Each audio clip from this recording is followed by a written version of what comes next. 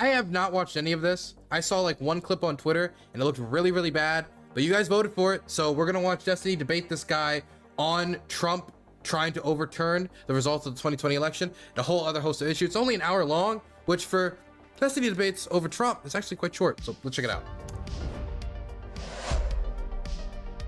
You're comfortable with them stripping Rudy Giuliani of his law license? Rudy Giuliani should go to jail. He went in front of multiple state legislatures and he lied. He went in front of the country and he lied. He fed into one of the largest lies that's been told. 80% of Republicans, probably you included, still think that the 2020 election was a fraud because of lies that he helped perpetuate. And he admitted that in court. When he was finally sued on these things, he said, yeah, I lied, but it's my First Amendment right to lie. I couldn't tell you a single thing about any of the stuff that Rudy Giuliani has said but you have a strong opinion about him being disbarred. I have not been fed misinformation because I don't look into any of these things. Central bankers that are behind literally every single thing that happens that's negative about Trump. I'll pose a counter vision of what happened on January 6th. So you acknowledge that the very first people in were people that broke through the windows. We can watch videos on it if you want. I don't acknowledge that because I don't know. And how do you have Oh, wait. I'm sorry. A curd is a curd. What? Does he not know?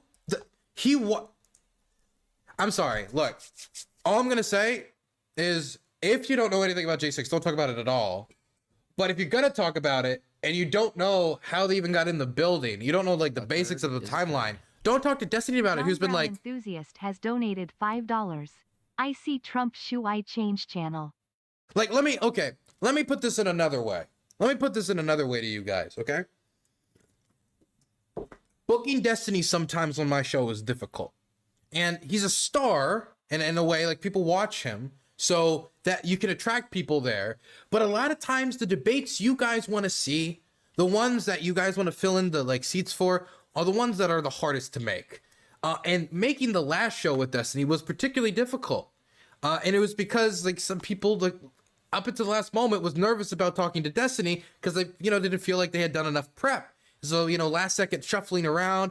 And so I think about that type of caution somebody has for their image when discussing something like this, which Destiny has been crashing out on hard. It's just weeks and weeks and weeks of just covering J6, the election results, and how Trump tried to overturn the election. And then you go onto his show, you weren't invited on his show, and that's the topic that came up. You go into his show to debate him on it, and you don't even have like the timeline right. Like, we haven't even started the debate. We're just in the intro. But that, to me, shows like a fatal flaw of preparation. Either like an overconfidence in your ability to just throw down and just win through like debate skill, or honestly just a lack of commitment to do research, really. Any opinion about this at all? They were like this to me, and I see the Trump shoes in the back, so I'm starting to feel this. I see the Trump sneakers in the back. Feels like what happens when you're like in a social media echo chamber where the counterfire you never see because social media just feeds you what you want to see. And so when somebody comes in and pops that bubble, you don't really know what to do because you don't have that information. And again, we haven't even started yet, but that's the vibe I'm getting. Let's see if I was right. We'll watch it. Maybe I'm calling it too soon. I mean, the debate hasn't even started. Protesting that they were going to certify the election results where Correct. they... Well, to stop the steal. What does that mean? Are you familiar with the elector plot? Oh God, like these shoes cost like what, like $500 or something? Like these Trump sneakers, pay gold. My God, he really, sorry, I'm just thinking about like that financial decision. Sorry, continuing. The what? Let's say that was true. A dragon could have come and landed on the Capitol if we're just talking about like make-believe hypotheticals. Well, every single thing I just said is like beyond verified true. Like it's not, nobody even contests this. Okay, let's get into it. People like Destiny, I watch that guy and he makes me just want to vomit because he sounds smart. He obviously has a raging drug problem. Okay. Gotta came out of nowhere. Okay, that guy is eating no food. He is eating lots of uppers and he thinks he's smart because he talks a lot and he's got his brains going brrr. Kick that guy off of his drug. By the way, just as a heads up, and I know this because of conservative friends I have in the industry, all of these guys do coke like crazy. There's a reason why they're so quick to jump to this. By the way, I've been around people who are like on uppers and stuff to keep them, due to the work they do, which is pretty intense. They have to work for long hours. I have never gotten that read off of Destiny. I don't know where this is coming from. I know that one time he accidentally, I think he smoked crack or it was meth. I forget which one it was. Oops, you know, happens to the best of us, I guess. But like, I don't know him to be someone popping uppers. I don't know where this is coming from. It took me a long time to learn this a long time ago when I, when Zerka would always accuse me of, doing, whatever, like Adderall or whatever. I didn't realize at the time, like 5 or 6 years ago, that so many different streamers abused amphetamines too. But yeah, this guy. By the way, we got a poll in my chat, unbiased poll from, I think, good sample size of all of political Twitch, YouTube, and streaming. Best podcast voted by YouTube chat. Hippy Dippy 51%. Anything else 25. Bridges 22. You know what this is right now? This is how fascists take power. We split the vote, and now we got the hippy dippy dictatorship between anything else and Bridges. I want to say thank you to the mods who did that polling decision. Thank you so much. We got 51% anyway, so you know we still would have had like that slight like Biden victory from 2020. But just saying, like smart polling. Is a druggie 1 trillion%. If he's that keen to project it, absolutely. Binge or whatever, you know, like she's probably on a prescription, you know, it's probably just smashing Adderall like it's his job. Take that away and see how smart he sounds, you know. It's very he is on some for his really bad ADHD, the stuff about him abusing it as a meme. Okay, so he does take something for his medicine, but the idea is that he abuses it. Okay, well, people do take it for, you know, medicine. I mean, Destiny's always been like this, hasn't he? He's been like this forever. I assume this is like he hasn't been doing this for the last 15, 20 years. You can go back and look at his StarCraft days. I wasn't around then, but you see the clips. Very obvious. Like, it's so funny, like these guys that are new to the scene that, yep, that's me. I just appeared 8 months ago. Yep, wasn't here before. Now you have my full attention. Yes, 5 ants. Yes, 5 ants. All right. Do you remember or do you want to start? Go for it. Yeah. Oh no. I mean, we could just start with. I guess we could start with like what I said in the video that I saw that you were responding to. Essentially, the point that I've been making. Actually, I guess my central thesis about everything related to the world now is that there's been like I gotta say, there's nothing better. There's nothing better at the start of any conversation when someone's like, here's my explanation for everything, you know, my overarching thesis. Sorry. I love grand overarching theories. Just the way he introduced it, it was like he was about to like drop like the holy book to solve the problems. It's great. It's a great intro. Sorry, I'm being nitpicky, but I just love it. I've been actually, I guess my central thesis about everything related to the world now. Oh, never mind. That's still my central thesis on everything related to the world now is that there's been like his theory of everything, would you will. His, what was it? What was that? Answer to the universe. It was like 47 or something. Forget the movie. Something guide to the galaxy. I forget. Gravitational atomic bomb that got thrown into every single issue now, which is Trump. And from my seat, basically, the way that I assess whether or not someone's opinion is Hitchhiker's Guide to the Galaxy. Yes. 1 second. Should I piss off chat? I mean, I'll be honest. It was okay. I didn't really like it that much. I actually didn't even finish it. I tried to, but I didn't. One that I should, you know, listen hard to see if I've. But it's also not my genre. But I gave it a whirl. I just didn't like it. Missed something because I change my mind all the time. And it was 42. I watched you with Jordan Peterson. I thought that was a great conversation. But from my perspective, you're one of these guys. Like, there's a few of you guys where I can just recognize it's like objective. Trump, brain broken, and it's like where you guys attribute this like cartoon character villain to him. And like the way that I look at all of this stuff is if you can't understand a person's driving force, why they do things, and then ultimately what the thought process was behind an action that they take, you can't really understand what even happened. And so if you make an incorrect assumption about what a person's intentions were, then every single fact that you're going to look at subsequent to that is going to support an incorrect conclusion. Is that fair? That like if you don't understand, or yeah, I agree. You know what I mean? Yeah. And like with Trump, I know so many people now that actually know him, because like a history of my kind of relationship to Trump politically was in 2016. I was appalled that he was president. I couldn't even wrap my brain around it. I was like, I saw it as like an institution that is sacred to the country and all of that stuff. I'm like, you can't just throw people into a role like that.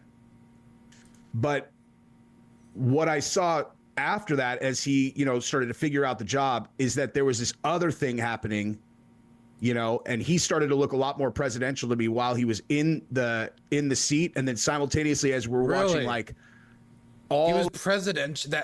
There's a lot of things you can use to describe Trump while he was in office. Presidential, I don't know if it was one of them. Rocket Man wasn't particularly presidential. Mr. Kurd, that was a great quote. That wasn't particularly. Sharpie Gate, where he expanded the range of a hurricane to states it didn't hit with a Sharpie on the list produced by, weather people and scientists in order to make it so his statement about it hitting a certain state would be true. Changing public service announcements meant to save people in the path of a hurricane to serve Trump's image. And I mean, like, if people are going to talk, I'm a free speech warrior on the internet. Oh, I'm against the censorship of Twitter. What about when Trump was getting his White House staff to try to get tweets pulled down of Chrissy Teigen? Like, well, I don't like the nepotism of Hunter Biden. Okay, what happened with Jared Kushner and the Saudi Arabia deals? Giving him billions of dollars in a business for the Saudi Sovereign Wealth Fund that he has no experience in. And when the Sovereign Wealth Fund board says, I don't know how I feel about this, this is kind of, the Crown Prince overrules them. Like, it's, for me, I understand why somebody could like Trump for being a Molotov cocktail to the system, but you cannot say that Trump, while being a Molotov cocktail, was a particularly presidential Molotov cocktail, as he's going around saying Rocket Man and creating the crises that he would create in his presidency on a near daily basis. You do not mock the family of a Gold Star family in a presidential way. It's not easy to do. In fact, I would say it's impossible. All of the million different actions that were being taken against him at the same time, I'm like, oh, okay, so there's like this really big thing that's incredibly dishonest and, very dangerous to the system, much more dangerous than him. And so like, I can guarantee that you and I could look at an identical set of facts, and if Trump is involved, we will have diametrically opposite conclusions. And it's probably for the same reason, except in reverse, where you see Trump as a cartoon villain, which I know is not true because I know so many people who actually know him personally. And I will most likely take... Can I just say, even your personal relationship with someone does not make it. Like, he could personally know Trump and he'd be like, I know he's not a bad person. That doesn't necessarily mean anything. You could try to use your best detective skills to figure that stuff out, but you'll be surprised at the demons that are living in people's closets, or the faces people put on to get a rise out of you, especially when you're talking about politicians or people who also have a history of fraud in the financial sector, or, for example, wage theft, or any other number of issues. Make a conclusion that there is a group of, central bankers that are behind literally every single thing that happens that's negative about Trump. Dylan, what vibe do you get from Destiny when he debates? Do you get the sense he truly cares about the issues, or he's just in it to win it? I think some issues he grabs onto. Others, I think he's having fun rhetorically, and once it's boring, he might drop it. But for example, like the J6 stuff, like the stuff he's talking about right now, if he starts making manifestos about it, okay, this is my rule of thumb. If he's making a manifesto about it, just steer clear. Steer clear, because I don't have the time for that, okay? That's my standard. A curd is a curd. And I think on those issues, he cares deeply, and that's what vibes propels him. Do you get with Destiny when he debates? Do you get the sense he truly cares about the issues, or is he just in it to win it? Wow, I just heard that question said by a better voice. and I'll be right like 70% of the time. You know what I mean? Okay. I mean, if you want, we can play this game. I can ascribe my internal drive to him. You can ascribe your internal drive to him.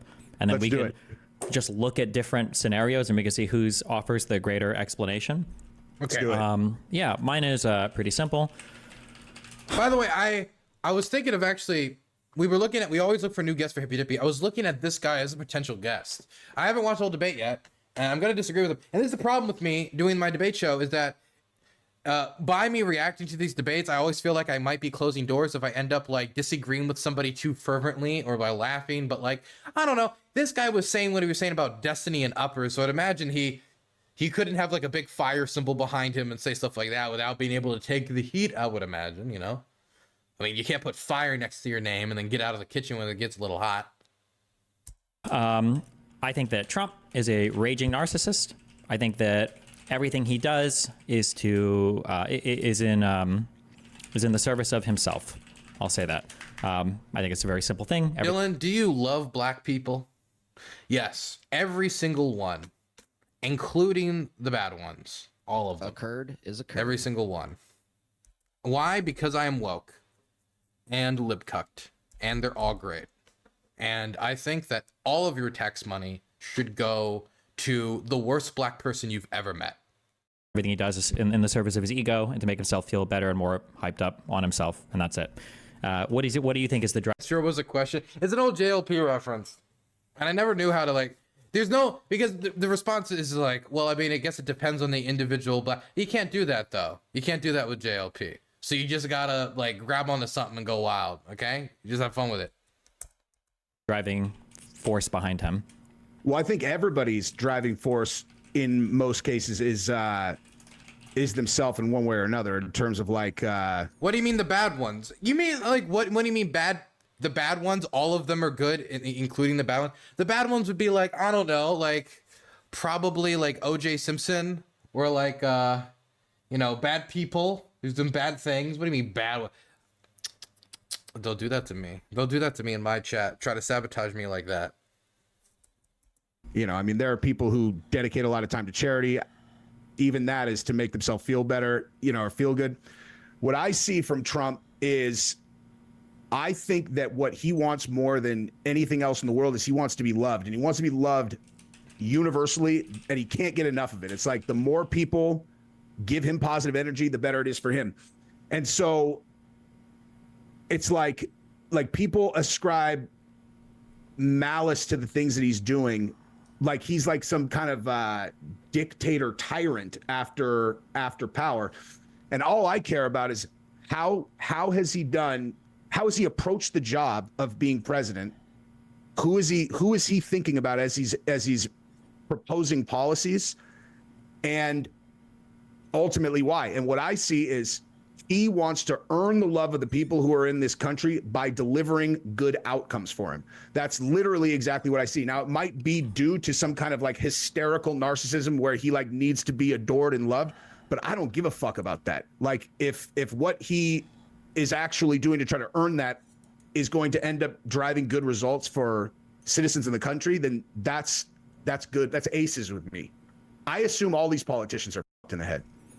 Okay, I mean, I think Trump is significantly more than the other ones. I think he's significantly more narcissistic than the other ones. I think that people have different leveled interests in terms of being interested in the benefit of their political party or in the benefit of the United States or in the benefit of her citizens. And I think there's a difference between that and just doing things just to benefit yourself. But I feel like you're saying that he wants to be loved universally. I feel like that's a bit reductive because I guess you're saying like even if he's doing charity, he's doing it because he wants to be loved. So I don't know how different our predictions are going to be there because it kind of sounds like we're using a similar internal drive. I guess. So even if he's even in your case, if he's a narcissist that's trying to serve himself, what is he trying to accomplish? He's trying to better his own reputation, even if it's at the expense of the United States. That's the issue. I want to present what's the country first, not himself first. See, I see it exactly opposite. I think that he wants to. I think he does want to cement his legacy and his reputation, but I see it as. I'm starting to think this guy might be voting for Trump. That he plans and is trying to do that through improving circumstances and lives in the United States. Okay. I mean, if like when I look at like, well, let me ask you this actually. What is your viewpoint on the way that there's things he's saying I could respond to, but I'm trying not to be too pause happy with this, okay? So I'm just going to respond to the things that I think deserve the most responding to. The system seems to attack anyone who's around him, like the people they're throwing in jail. I think he surrounds himself with a lot of really bad people. So like all of them. A lot of them, yeah. Like you're comfortable with them stripping Rudy Giuliani of his law license in New York? Rudy Giuliani should go to jail. Yeah. Absolutely. See, that's what I'm saying. This is exactly what I'm talking about. That's where, like, from a base perspective, it's like same exact situations. You and I will see it differently because. So here's how I think that the entire system works. Well, wait. Let's go on Rudy Giuliani. Okay. So we don't have to dive into every single thing, but we'll do one particular thing. Okay. So Rudy Giuliani, as part of Trump's whole election fraud thing, he made claims about, like, by the way, principally, if you were trying to organize like a fake elector scheme to commit fraud and try to make the president stay in office past his democratically elected mandate, I think you're an enemy of democracy. If that's what you're doing, if it was like we're just going through. Got a tier 1 subscription. If you bought Trump shoes or NFTs or any of his other BS, then you need to seek help. Thank you for the tier 1. If you're just seeking your legal processes and you're going through the court system, if you're even just like protesting like how the election was run, not that it was stolen necessarily, of course, because it wasn't, he lost, but it was run. All these things are fine. But once you start like lying, and he said, and Rudy admits that he lied in court. He just says it was his constitutionally mandated freedom to lie. That's his defense in court. He doesn't say it in public, but you can look at the legal documents. I put my money on it. Okay, go look at it yourself. And so he goes, he lies to the public, tries to get documents written up to confuse Congress. And the reason they wanted to confuse Congress and who was the real and not real electors in the states was so they would send it back to the states to decide who the president is, because that's what the process would be in that type of circumstance. And the states are majority controlled by Republicans. Trump was trying to send it to an arena which he could then manipulate to keep him president. And when he was not doing that, he was trying other pathways, like trying to force the Secretary of State of Georgia to overturn the election results. And Rudy Giuliani was with him every step of the way of this plot. And Rudy Giuliani is never going to get the same protections that Trump is going to get, because he is not the president of the United States operating within presidential authority. Trump could still end up getting in trouble and convicted for other stuff, even with the presidential immunity decision that was made. But like Rudy Giuliani doesn't have any of those protections. Ballot counting and video camera footage, like in Georgia, right? Giuliani made very specific claims, especially revolving around a lady called Ruby Freeman. He was ballot boxes or boxes of ballots under the tables. I saw the video. Yeah. That came from him. Okay. So the video was heavily edited. All the claims about Ruby were false. She took him to civil court afterwards to sue him for defamation. He admitted in civil court that he lied, but it was his First Amendment right to, and he lost that case for $147 million. If he's an attorney representing somebody, you don't think this is grounds for disbarring someone? I don't know whether or not first of all, I have no idea whether or not those the videos are real or not. That's the world I live in. Well, there it is. There's the source of the problem. You lived in a different world, because he saw that you probably saw on social media, thought it was maybe semi-convincing, and now is being told that, hey, I mean, we all know it's not true. And he's just like, I don't know about that. And so now, like, the Ruby Freeman situation, instead of it being an instance where Rudy Giuliani lied, it's Rudy Giuliani highlighting a real issue. When the facts of the case are very clear now, he could Google this, like, right now. Like, the facts of the case are settled law. Someone can go, he can take Rudy doesn't even disagree that he lied. Giuliani to court, say that he was, that he heavily edited these and so on and so forth. And I still don't feel like I have even a moderate handle on whether that's true or not. Because the way that I see all of this is that the powers that are behind the effort to discredit, slander, and ultimately prevent Trump from attaining power again are literally the most powerful people in the entire world, to where, like Dominion, I don't know shit about Wait, voting one thing nothing. we'll do, one thing at a time. Okay. So the reason why you feel that way is because people like Rudy Giuliani and Donald Trump are trying to make you feel that way. Yep. No, the reason I feel that way is because for 3 years, you got to remember, dude, I was on your team initially. No, you were not. I promise. I hated Trump. I don't hate Trump. I just hate everything he stands for. I don't hate him because I hate Trump. I believe very much in American values, in American institutions, in American democracy, and what this country is supposed to stand for. These are the reasons I don't like Trump. Not if you support Trump. If you support Trump, you are fundamentally un-American and don't believe in American values for reasons we can get into. See, I can't say that if you support Trump, you're fundamentally un-American. Like, I could say that you're supporting someone that I think are violating core principles of American values and are doing things that are un-American, because it all depends on the individual and the reason that they vote for them. I know people who voted for congressmen because they met their dog and their dog was nice. The median voter does not think about politics as much as the people who are probably watching right now. But you want to know what? Ignorant, unknowledgeable people who just like watch football all day and just do their 9 to 5. America's made up a lot of those people. And in fact, I would say sometimes political apathy is as American as it gets, not in a positive context. I'm not saying that's a positive, but it is American.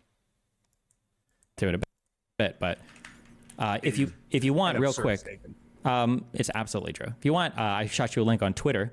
I don't know how much of this you want to run through, but I can explain it to you also if you want. But we don't need to go through it. Okay. This is what I'm saying is, like, any of these things where we get into the facts is like, no need to get into the way that I look at those are silly. The way that I look at guys, specifically you, Sam Harris, Bill Maher, guys who I think are smart, excellent at structuring arguments, great at debating, walk people into traps, very good at You're describing what Rudy Giuliani has done to people like you.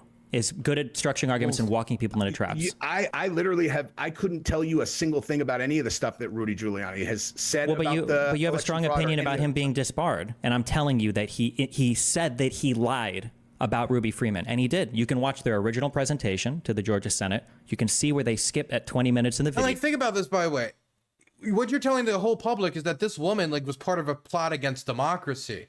And when you see what people did on J6, and you see the threats that are made to election workers since then, outside of the institutional decay that this causes, the undermining of trust in institutions, and when you don't trust institutions, a lot of times that's a lot of the power that institution derives from, is us trusting those little grandmas who count the votes at the polling stations and not thinking that they're not doing this out of love for their country, but they're doing this out of completely partisan political purposes of vote manipulation, that they would be un-American enough to do that.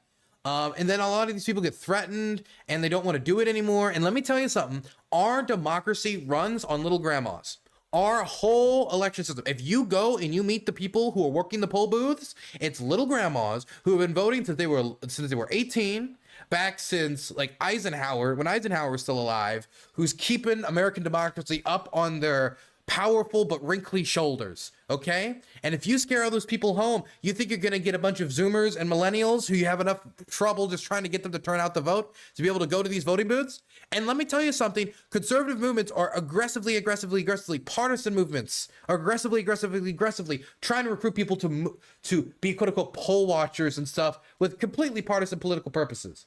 And I'm not saying that none of these people have partisanships, but these people are getting treated like absolute garbage for sacrificing time out of their day by people who would sacrifice no time out of their day except a little bit to go harass people and call them slurs on X. It used to be Twitter. It's the worst amongst us punishing the best amongst us for holding up the system that they don't fully appreciate.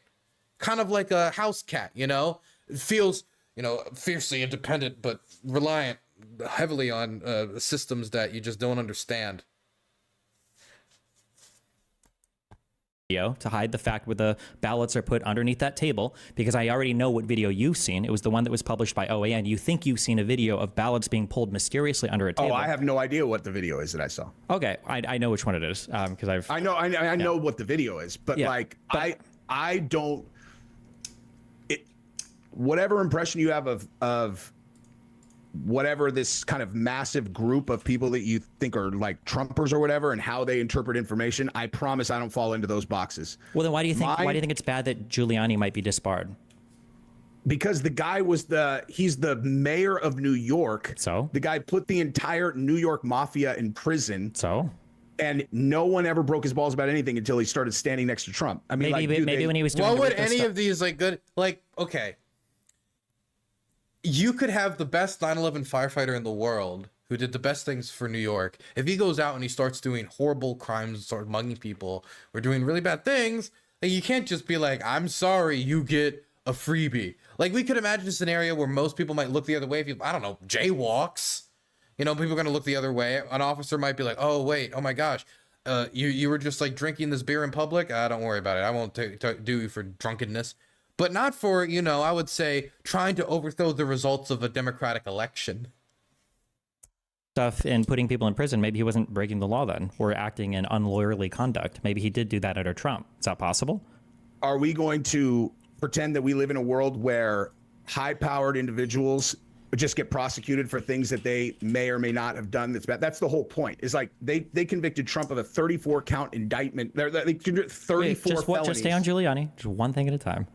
But it's the same thing. It's not. Exactly well, it is the same thing. You've been fed misinformation, and you want to think that everything is the same as everything else. And so, I haven't been. What I'm telling you is, I have not been fed misinformation because I don't look into any of these things strongly. I look at.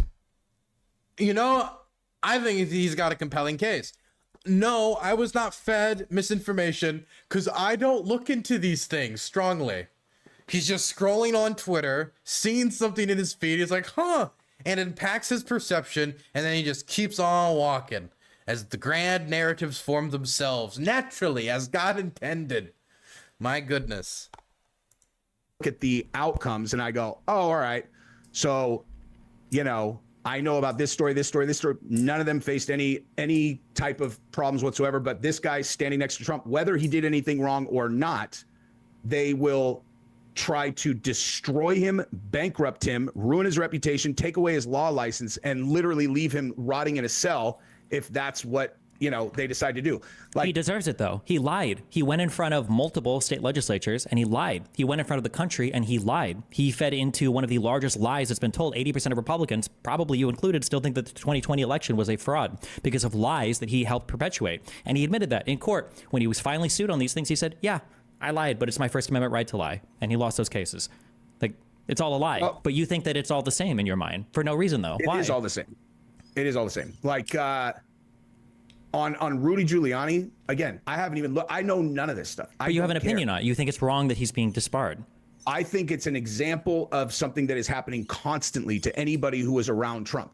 Maybe a lot of them, maybe Trump surrounds himself with bad people and liars because Trump is a bad person and liar. Incredibly powerful people who are leveraging every institutional way that they can bring the government, the legal system down on a person that they do not want in the presidency. And maybe, you know, they control the media also. Why would that grand overarching system, if we just brought into it for a moment, why would that grand overarching system reopen an investigation into Hillary Clinton weeks before the election in 2016? If the Justice Department, for example, was so determined to go after Donald Trump to make sure that he lost. Like, it's, to me, like, if the system was really so powerful, like the people, for example, who think that, like, oh, the system tried to off Trump at that rally. Don't you think they could have gotten somebody, you know, with a straight shot? Like, these theories, you think 1 or 2 or 3 steps ahead, and the pieces that you thought fit from maybe a distance, you come up and you see they're jagged. So they did nothing but pump out and continue to. What you're describing, what you're describing is what Trump does. He tries to take down everybody that he doesn't like. He's threatened every single Republican lawmaker who doesn't buy into his agenda. He'll say, we're not going to help you in your reelection. He said it on the call to Raffensperger. I was a schmuck for helping Kemp win his election in Georgia. He threatened Fox News. That's why they started to run all the Dominion bullshit from Sidney Powell, is because Trump said he's not going to go on Fox News anymore. He's attacking them now because they're not. Remember after they called Arizona and he started going off on Fox? Like, Trump does everything that you're describing. Every single thing you're describing is what he does. That's his playbook. But you're pretending that the Democrats do it. I'm not talking to Democrats. I don't see the world as Democrats, Republicans. I think that is the mechanism that the people who actually run the world use to ensure that they have vice grip control over anyone who's going to sit. Whoa, you know what? Hey, I'm going to take a guess what his dichotomy is. On one side, it's hardworking, brave, everyday Americans. And on the other side, it's the elites who want to divide us and bring us apart. Who are the elites exactly? Well, you know, they're elite and around everywhere. In any type of office that can pull strings globally. I think that Trump slipped in the back door because they thought he couldn't beat Hillary Clinton. He won, and they were like, what the fuck? He won't listen to anybody. He's doing things his own way because he's Trump. They start wigging out. They're like, we need to get this guy the fuck out of here. And the way that I ended up changing my mind and deciding that the bigger let me hear it. Kind of threat to what I see as American values, America in general, which is I see America as the citizens of the country. That's all I see America as. There it is. Is when I listened to, I literally watched and read every single thing about the Russia collusion case for 3 years, literally for 3 years. And I was watching it just going, he's finished. Like, he is going to get buried. And knowing at the same time that if the conclusion of this investigation that Mueller's putting together is not him being indicted for the things that they're saying, then there is a completely... Why are we talking about a totally different case? Why aren't we talking about the facts of the case we just discussed? Why do we have to discuss a different case that other people got indicted for? Not Trump, but there were still people who were indicted, so it's not like it's completely empty. Why are we not talking about the cases where like Trump got 34 felony convictions, or the cases where the like his improper storing of classified documents is clear as day, even from his staff, and he tried to hide it. He tried to hide it from the National Archives. We all know this. These are all facts.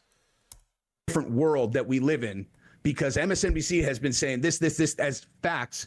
If even like, how do you feel about? Well, let's say that's true. Then how do you feel about the fact that nothing came out of Hillary's emails? You mean Hillary's acid wash server, you mean? Yeah, you mean like Trump's campaign party, his association with Roger Stone, who was associated with the person who hacked Hillary's DNC email server, the Guccifer 2.0. I mean, we can both play that game, but I'm asking you, did you feel the same way? Did you feel the same level of resentment when nothing came out of all the Hillary stuff as you did out of the Trump stuff? Wait, the level of resentment well, the Hillary stuff is that she had a private server, and when it got subpoenaed, she acid washed it as opposed to turn it in. Oh, and when Trump did the National Archives and had them, did the National Archives, it was so steamy. No, when the National Archives came to Trump, it was like, you have classified documents that you did not declassify, took with you. Where are them? He said, oh, here they are. And they only gave like a few of them. And he continued to hide the rest of them and was having his staff hide it around the building, cut the security cam footage so that he wouldn't find it. His property had to be raided.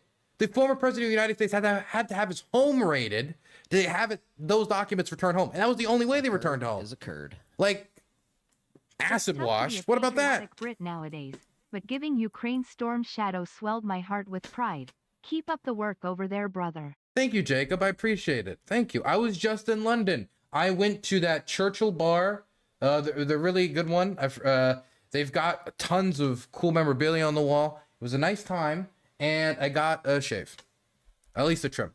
And then my layover was done. I had to go back to the airport. It was nice. Hillary Clinton is the scariest person ever. That is literally the last. Really? Hillary Clinton. By the way, can I just say, number one, maybe this is... I thought it was appealing that Trump was seen as kind of like the madman foreign policy wise. Now, Hillary Clinton literally being like the devil to her enemies is bad, but Trump being seen as like a literal madman, like, yes, the Russians hate Hillary. There's nothing they hate more in American foreign policy establishment than everything that Hillary Clinton represents. But I don't think the fact that but the most evil person in the world, this is like childish. I have a lot of problems with Hillary. I don't think she was pro-labor enough. The fact that she was considering she was considering Schultz, the head of Starbucks, for the NLRB. This is ridiculous. I don't agree with her campaign strategy. I was a Bernie guy, okay? But the most evil woman ever, they've got a caricature of Hillary Clinton in their mind. There are much worse Democrats in the party right now. Right now. You've got like a guy like taking gold bars from Egypt in the Senate, Menendez, and I barely even hear about him anymore.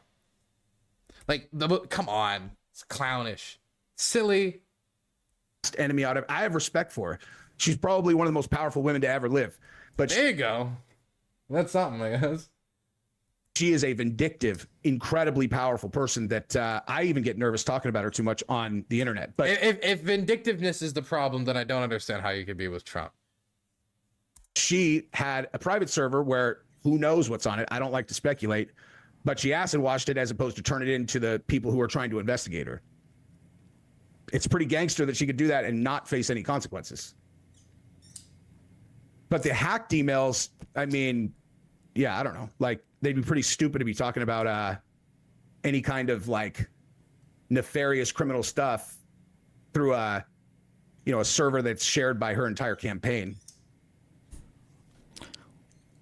Okay, well, I'm not even sure what to say.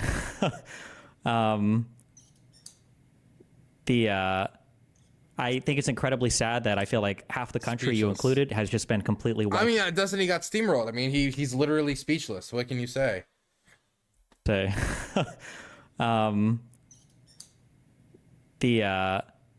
I think it's incredibly sad that I feel like half the country, you included, has just been completely wiped away by the Trump brainwashing stuff. You're just factually completely ungrounded. You're off in outer space right now in terms of like the things that you believe.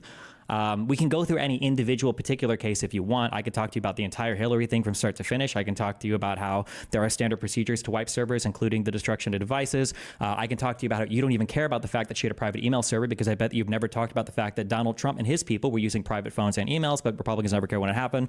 I mean, we can go through any one of these things in detail if you want, and I promise you will be wrong on every single thing, but it's up to you what you have the patience for. I guarantee that...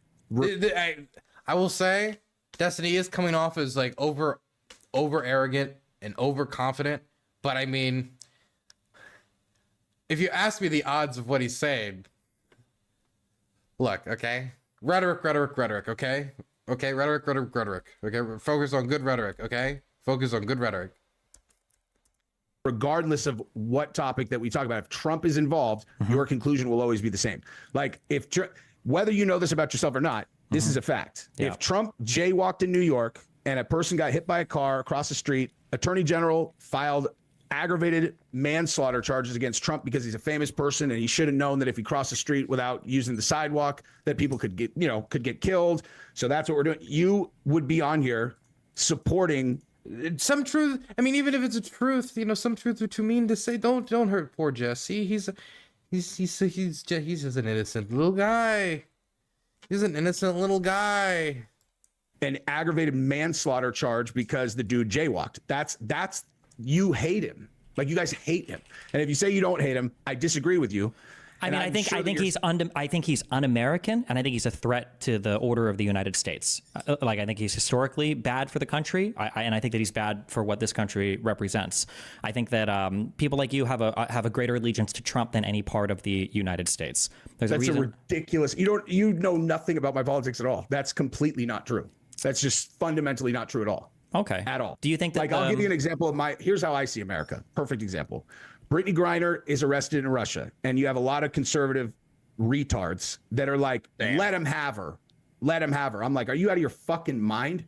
She's an American, and she's in a Russian gulag, and she's being held as a political prisoner. She's American. Like, we can argue about whether her views are stupid or not when she gets home, but I will always have her back because she's American, and she's being held, again, as a political pawn in Russia. Like, to me, Americans are America. And what I'm saying is, like, true. And I'm sure you're sick of talking about the firemen, but like, this is your guys' issue, is you've attributed so much villainy to Trump that a thing like a father firefighter, a guy who goes fishing on Saturday, a guy who, doubles as a church cleric or whatever, can be at a rally with his family having a good time, and a minute later he can get shot in the face, and his daughters actually see their father's blown up corpse in front of them. And it makes sense to you that that guy is not worthy of empathy because he was a Trump supporter, not any of those other things. That's what I'm talking about. Is like, when people say the Trump derangement syndrome thing, that's what they're talking about. Trump supporters have spent their entire lives of Trump in office, the past 8 years. The entire lives of Trump in office. Grammatical. making fun of or going after George Floyd, BLM victims, anyway, Paul Pelosi, that guy, yeah, he tweeted out some dumb shit as well. Yeah, about the Japanese will get over the fucking nuclear bombs, I would save Putin over 3 other like Democratic politicians or whatever. Like, so he deserves to have his face blown up over his daughters? Deserving to have your face blown up is different than somebody not having sympathy for something happening to him. Those are 2 different things. Somebody deserves to die at a political rally or anything, obviously. But like having sympathy for a side that has continued to ratchet up the temperature and lead to the destruction of the country. It's a dude. It's a single dude. That's what I'm saying. I do not see the world like you, and it has nothing to do with Trump or whatever. If Trump disappeared tomorrow, my view of America would be identical. Like, to me, unironically, this is just because of Destiny's position. Like, this is the best Jesse's done the entire conversation, because if you shift here, like, no matter what Destiny says, if he continues to keep like his position, I will say, like, saying, you know, endorsing it is different than like sympathizing for it. You know, that is it's a valid argument to make as to why you don't need to be sympathetic to people who, you know, do bad things. But it's going to be hard to argue, considering the circumstances, when the worst thing he did was like his bad political beliefs, it was like he was doing like necessarily bad political actions. That people are going to be super excited to see the types of posts Destiny was making. Like, he got the response he got because he knew he was poking the bear. And I think he likes poking the bear. I think he likes it. I think he understands how the game works, and he thinks, you know, he got on Piers Morgan to talk about it. And when Piers was like, I don't think I'm going to have that guy on again, he had him on again. But at the end of the day, like, anybody interacts with Destiny is just like, man, I think that's too much. I think most people are going to walk away thinking, yep. But Destiny doesn't really like make his views necessarily compel it to like making everybody in chat agree with him. If that was the case, I think he would have maybe a little bit less drama. It was just coalition building and not bridge burning. An American father who was at a rally with his daughters, who tried to save his kids, and he got murdered in front of his kids. I have 3 daughters. I don't even think I could accurately describe the level of trauma that would lead. It would destroy their lives. It would destroy my children's lives, these innocent little babies. If that was something that they saw, that's the end of their father getting his face blown up on top of them. And it's like, if you can't find empathy in that, like, where you're like, man, I mean, it means you've dehumanized the supporters, and you keep saying, like, this side, he's a guy. Like, he's just a guy who probably just watches a different channel than you do. Yeah, it's not just watching a different channel. Like, your side is involved in the destruction of this country, like the actual 80 million, destruction of this country. Yes, however many people are supporting Donald Trump, who is an un-American, treasonous president, yes, are leading to like the destruction of this country. Yes, absolutely. And the 80 million people on this side see the identical situation on the other side. Yeah, but the difference is those people are idiots. I would say the same in reverse. I know you would, but the difference between you and me is if you want to dive into the facts of any of these particular things, I will gladly do it, but you'll avoid it like the plague. Of course, you don't want to talk about what Rudy Giuliani was involved in, because if you did, you'd have to admit that there's a really good reason to disbar him. And of course, I wouldn't get into a fact-based conversation about any of this stuff, because I already know your opinion, and I'm sure that you have lots of facts. It's not about my opinion. It's just the facts of the case. It's just the facts of the matter. It's very simple. You look at the court docs, you can look at the rulings. Like, Trump was convicted in front of a jury in New York State. You probably think that was really bad, but I mean, he went through the whole criminal court process and he got convicted. Like, and you think that was probably on the up and up, given that the judge had donated to the opposing party's campaign, and then, like, let's say, even if that was true, what would the judge donating to the opposing party? How would that lead to a conviction in front of a jury? If it were a different politician, then maybe we could have that conversation. It's Trump, dude. People's brains break on him. But then that means there's no case that could be brought against Trump, no matter what the facts are, that could be seen as legitimate in your eyes. If it's like, well, it's Trump, it's because he's been particularly prosecuted, so I'm just not going to trust it. But it could be that he's committed a lot of crimes, and some of it they didn't have enough for, and others they did, and they get him on the stuff they did, and the others they couldn't really get him on because it wasn't enough. You keep saying people's brains break, but what I'm telling you is Trump is just a historically terrible person. So of course people don't like him. That's not like only a conservative would see a guy who's surrounded by 10 people who all hate him and go, wow, all those 10 people sure are deranged. Like, how does that make sense in your mind? What 10 people? You're looking at Donald Trump and you're going, it's crazy that every single person around this guy hates him so much. Like, wow, people sure are deranged about Trump. Maybe Trump is just a loser. Maybe nobody likes him for a good reason. What I'm telling you is I know people that I trust that know him. And I know people who just met him and spent significant amount of time with him, and all of them have had the exact same thing to say. All of them. No offense, but like his vice president isn't with him now. He didn't choose the same one, right? Very few people in his old cabinet will even endorse him. He attacked every single person in his administration. Barr quit after giving interviews because he was so tired of Trump lying about the DOJ. Every single major person that's worked with him has not endorsed him and doesn't like him and has turned their back on him and is flipped on him in court. Like, who are all these people? That's great that you have personal friends that might have good opinions about him, but like, this is a historically not liked person by even people in his closest inner circle. Like, none of these things are red flags? No, not in comparison to what I see on the other side. What I see on the other side is way scarier. My honest opinion is I think that when Trump got elected and the people who really run the world recognized that they had a vulnerability. People who really run the world. As promised law. As opposed to like the elected leaders and like the public lobby groups that you could all check the finances of. You know, but what is who? The lizard people? Who really runs the world? You can't just kind of like drop that. Like, if I was like, guys, if I was said, hey guys, you know, I was filming in Ukraine, but then, you know, the incident happened. The incident. And, you know, I decided I'm going to go home. And then I didn't elaborate on that, you know. I don't know. You gotta leaving it a lot up to the imagination there. Who really runs the world? At the president of the United States, where they're like, man, we can't, even though we have historically always controlled the person who's in this office, now we recognize that we have a global vulnerability here.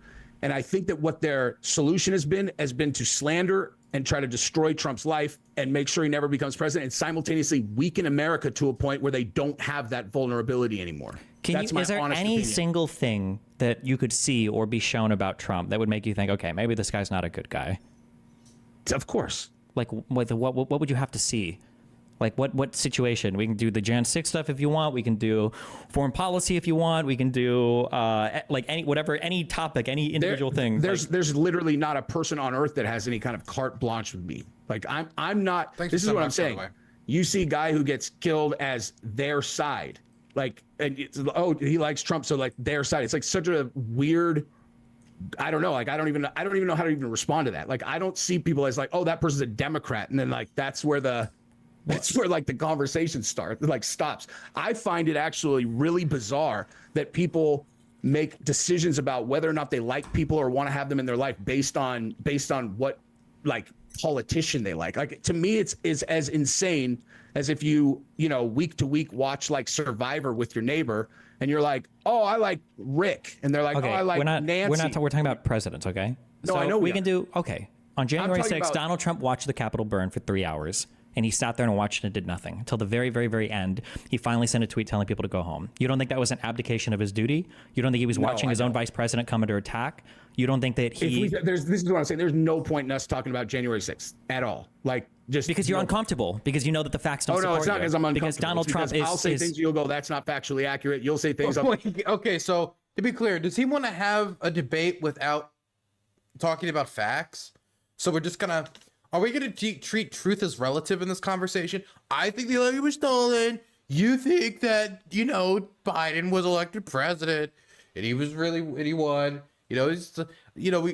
Potato. Let's just kind of debate the vibes of it. You got to debate the facts to see who's right and who's wrong, because they can't both be right. It can't be that Biden didn't really win and he, and he cheated to win, and then he was duly elected president of the United States. Both cannot be true at the same time. One is wrong, okay? And you got to figure out what that is, not just kind of talk about it as in, how am I feeling about the world? It's not just about feelings, it's about facts. Facts over feelings, I heard some people say. I'll be like, that's ridiculous. Yeah, but I can prove facts don't care about your feelings. That's what it was. Every single thing I say. There's like 50 million witnesses to every point that I say. All you have is fantasy on your end. Right? You don't have any facts. Okay. Like, I can understand not wanting to go down rabbit holes. If that's what he's trying to do, I can understand that. But to me, when he says, I don't want to talk the facts, it makes me think he doesn't want to talk the facts. Not surprisingly. What do you think is one thing we would disagree with that I couldn't very easily, instantaneously prove that you would have no evidence for? I've looked at the Jan 6 stuff. I have looked at, and I've seen the stuff that you've talked about. The cops let him in. You've got like videos Hold of on. the cops. Hold wait, on. How? The first people. Wait. We can do that right there. How do you think the very first people got into the Capitol? You mean like what was the first attack? The first people that got into the Capitol building were people that broke in. It was Proud Boys that broke in with a riot shield. That's on video. We can see them breaking in. There are people that have been arrested. I think he actually just got sentenced like yesterday, breaking into the building. We can watch all of that on video. Whether or not it's actual people or Antifa dressed up as Trumpers, and then Trumpers. Oh no! Does he believe that really? Dude, I didn't see them there. I didn't see them there. There's no one's been able to prove it, that there was this mass conspiracy of this happening. And like, how many would they need there to make up those many people? And we can look at the people who were arrested. We could look at their charges. We could look at these individuals. These are not government agents. Come on. The whole thing is like people are not why you challenged. You do you see what's happening? I can't tell if you're aware of your own like mind rot right now. You keep pivoting away to these general. Imagine like when someone say, "Hey Dylan, so those riots in 2020, what do you think about them in all those Democrat-run cities?" And I was like, "What do you mean? All those MAGA guys, all those Trump supporters? Yeah, you'd have burnt down that TV. Yeah, they burnt it down. Yeah, as a message for Trump. Like it's ridiculous. What? It's ridiculous. You would no one would stand up for this logic elsewhere. Points. Okay, very specifically, the guy that broke in was not Antifa. There was no Antifa there. Multiple people I'm not saying that have said that like these are Trump supporters. It's not Antifa. These are patriots on the day of. The guy that broke in was not Antifa. Well, I can give you the name. I can show you the sentencing. It's not Antifa. None of these people are Antifa. So you think that there is no reasonable scenario where this was a thing? Like, human beings are not challenging to manipulate. If you have a group of fired up people, it doesn't take it would need this would be a hell of a conspiracy. And I don't see the benefit for the United States. It doesn't make sense for the government to organize this. It doesn't make sense. A whole lot of and like Trump's like running again. If this was a big plot, because the idea was they're doing this to frame us and get rid of us, then why isn't Trump in prison? Trump's not in prison. Trump's still running for president of the United States. If this was all a thing to make it look like he did a coup and to like throw him in prison, why didn't they throw him in prison? It's not like the Trump movement or like, I don't know, the establishment really won anything by putting the QAnon shaman behind bars outside of trying to establish norms around certain laws. It's not like, oh, now the country's so much more powerful, the government has so much more power. Like, what? I don't understand the motivation. What's the deep state motivation here? Incite them into doing things, if that's what your goal is, in order to give you a reason to get rid of Trump and then take him off social media. They needed a reason to kick him off social media because even if he's not the president, he's still too The people that made plans to do this were the Plan Boys, and they did this over a month in advance. We have all the signal calls. We have all of the group text chats. We have the plans that they'd made in advance. Like all of this. The FBI couldn't under oath say that they did not have people in the crowd who were there specifically to instigate. What does any of that have Number one, instigate. There's a difference between having people in the crowd to monitor as undercovers and people who are there to instigate, cause problems, and try to get them to like hurt their fellow police officers, which wouldn't really make much sense here, would it? It really wouldn't make much sense here. Look, again, I have no problem considering that these organizations just tried to, storm the Capitol and overturn a democratic election. I think the idea of having FBI agents in their organizations makes sense to me. If there's any organizations that should have FBI agents in them, if we're going to pay them for anything, it should be the organizations that are actively trying to overturn American elections. Okay? So you want me to, like, when we talk about FBI and government overreach, I'm sure we can talk about monitoring and like unconstitutional stuff. If you want me to give any FBI agents credits, it's the one that are deep embedding in organizations like that really put themselves in danger, physical danger, especially if they get found out. So, you know what? I will instead give a little salute to Mr. FBI over there. Thank you, Blue Blood Fed. I appreciate it. To do with why would the FBI ever publicly declare where they have an informant or not have an informant? And what is that? We don't need the FBI there. Donald Trump was inciting people. Alex Jones was inciting people. Nick Fuentes was inciting people. Alex Jones was telling people, do not cross this barrier. They're tricking you into doing this. Don't do it. He was literally standing outside saying, don't go in, don't go in, don't go in. There was at one point after, when he realized that shit was fucked, yes, but Donald Trump was marching with all of them going onto the grass. Alex Jones was there with the loudspeaker, marching, walking down to the Capitol with everybody. Like, walking peacefully down to the Capitol is a lot different than telling people to go inside. And when people started crossing barriers to go onto the grass, he was telling them, don't do it. He saw exactly what was going to happen. Alex Jones is totally batshit, but he's right a lot. The very first, do you acknowledge that the very first people that got into the Capitol building, the very first person in was a rioter breaking in, okay, with a riot? What does that have to do with Trump, though? Hold on. I'm not saying I'm still, because you made one claim. You made one claim about how the police let them in. The first people into the Capitol building were people that broke into the Capitol. What about all the people who got let out of jail when the videos? What does that have to do with anything? Wait, what does that have to do with anything? You don't know all those cases. I don't know why you ever bring them up. The very first people into the building, do you acknowledge that the very first people in were people that broke through the windows? You can watch videos on it if you want. I don't acknowledge that because I don't know. Okay, if you don't even... He doesn't know a lot of things about this. I think if you're going to go debate these things on a big public platform, studying the specifics is going to be important. I understand that he didn't want to get into the specifics, but you should expect that in a conversation like this. I don't know how he expected this would go. How did he expect this conversation to go? Where did he want to guide this conversation to that he thought would, was this just completely like, I want to get to the heart of death? I just don't understand how, exactly what he wanted here, if not to talk about these types of details. Know the first people in. How do you have any opinion about this at all? If there's a pattern of things that very clearly lead to an assumption that there was something much dirtier going on, like cops letting people in, like video. But you don't even know any of the, how can you have a pattern if you don't know any? You can't, because you don't have the timeline, then you don't know that by the point the cops opened the doors and quote unquote let people in, they had already smashed open the windows and were pouring into the building. Those cops didn't want to get surrounded. They had very limited manpower. And they decided it would be more effective to just guide them around, leave them because they couldn't hold it up anyway. Many of them also were just plain scared. Point is, though, they were already flooding into the building. Once you've got those type of big holes in your defenses, a lot of times you've got to, oh God, I hate making this. If you got like a 100-mile defensive line and somebody punches like a 50 mile hole in it, it might be smarter to fall back to the next defensive line than desperately try to fight over the ruins of your former positions. It might make more sense, which is what they did. And many officers, people I would say heroes, guided them away from the legislators that day, trying to do that exact thing. So it is true that eventually they opened the doors after they had already swarmed into the building. And they decided that they were going to try to make it some form of organized chaos than complete chaos. Underlying facts.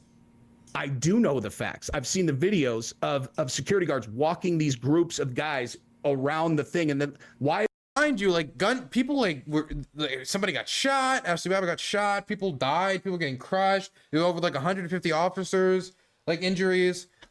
This was a pretty desperate situation. So under normal circumstances, I'm sure they wouldn't have opened the door, but these were not normal circumstances. Why did the shaman, why did he get let out of jail again? Wasn't he convicted? And then he got let out of jail when the full, record of video footage came out. They just straight up. He got early release for good behavior is what I believe happened. They didn't say, "Oops, we got new evidence. Goodbye." That didn't happen. Let him out.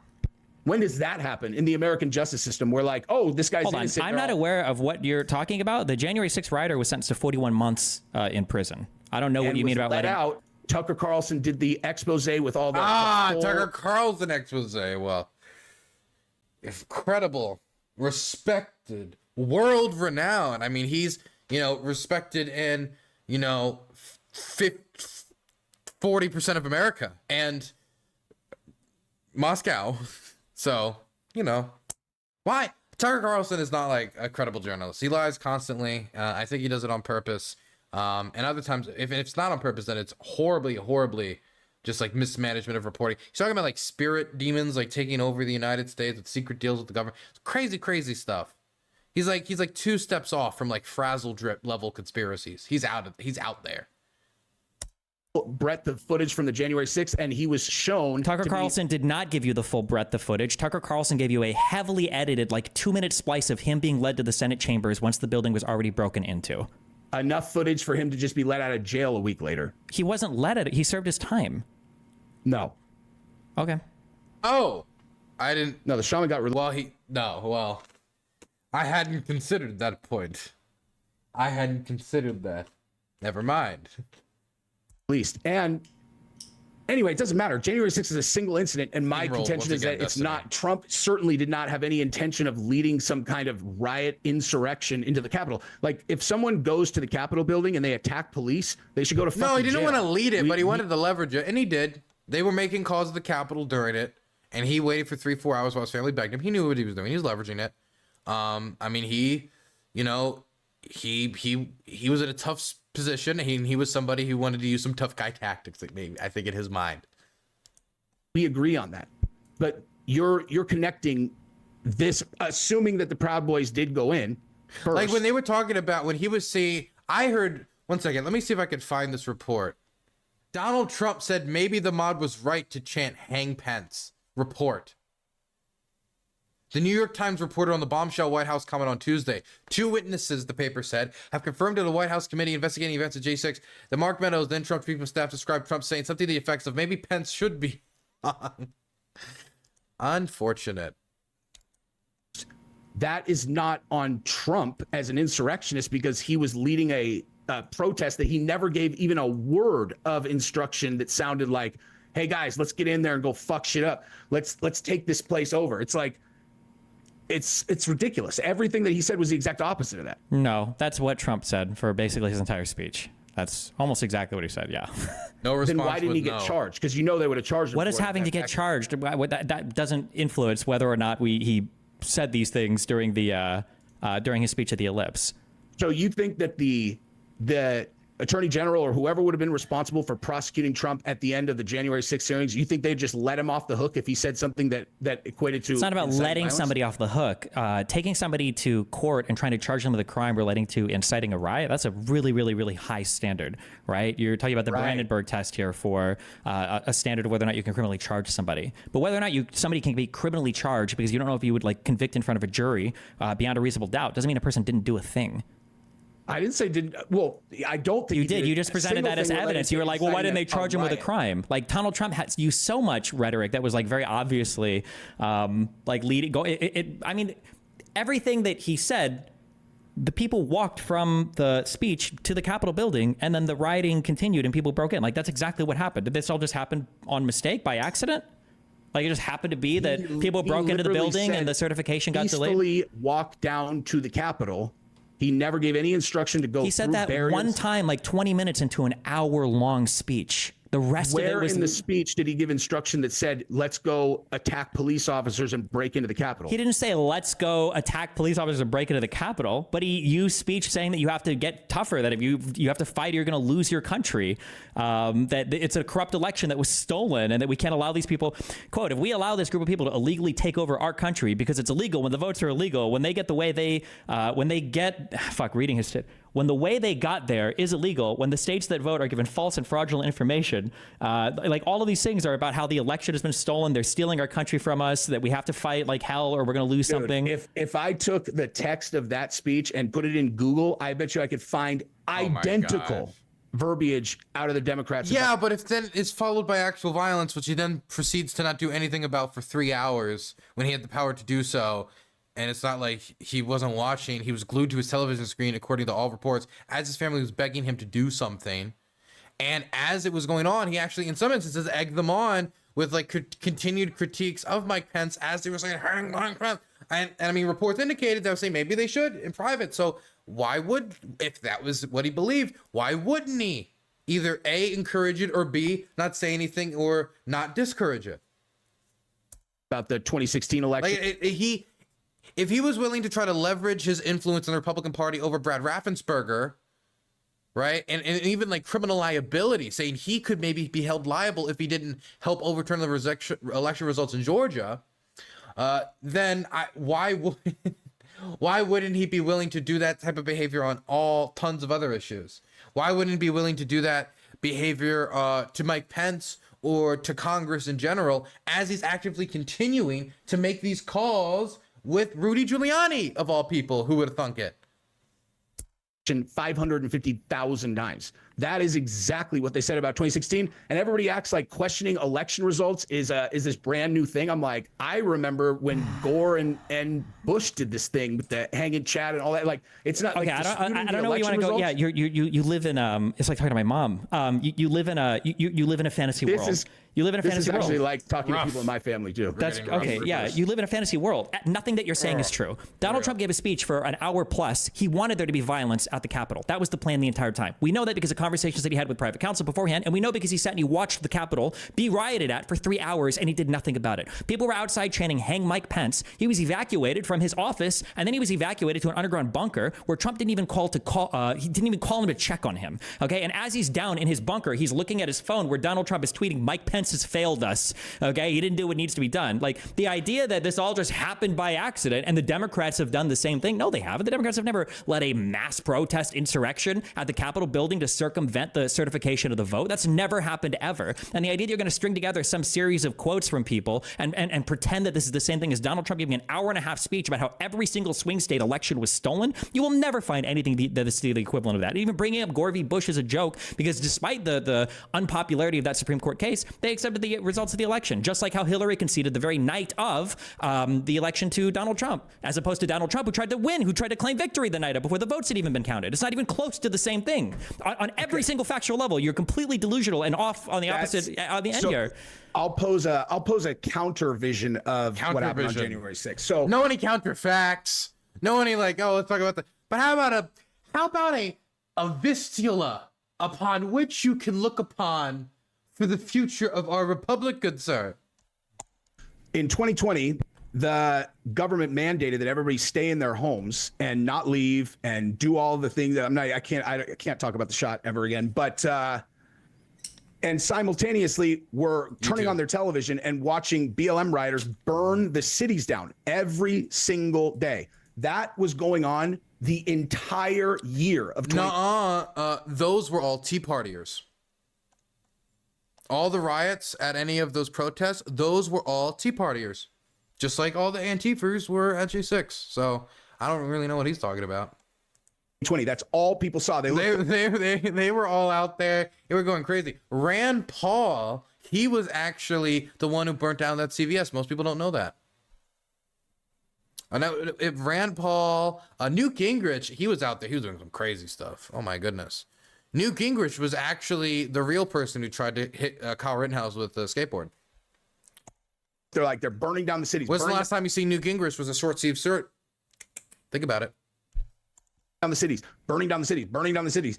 And so in an election where they literally changed the fucking rules for the election, because, everybody's locked down. So now we got to do the mail-in voting, which, may or may not be more secure, regardless of whether or not the election results were legit. I have no ability to verify or not verify these things, but to act as if it's a bizarre conclusion to come to in a completely changed, environment where we're going to make this less secure. We're doing this. It's because of this. And then people go to sleep the night of the election and Trump's up by a mile. Then the next morning they're all, oh, hey guys, now we counted all the mail-in voting and look at this, dude. Now Trump's losing.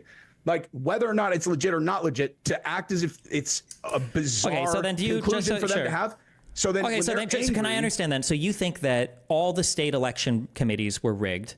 All the state courts. That's not what I said. Wait. I literally said I have no idea. Hold on. When you say you have no idea, that's what you're saying, because you don't trust the states. You don't trust the state governors. Okay. You don't trust their. Hold on. Stop pivoting. I'm just asking you very clearly and very concisely. You think that every single state involved, we'll say at least the 7 swing states or whatever, all of these states lied, all of their courts lied, all of the federal courts that had to review them lied, and then the DOJ and the FBI, who are all, by the way, under Trump, all of these people lied as well. Every single person. Is that what I said? How would you cover it up? The outcome if you don't think that all these people lied? With those many monitors. Because every single state courts and all of their state courts and then federal courts all reviewed a lot of this material.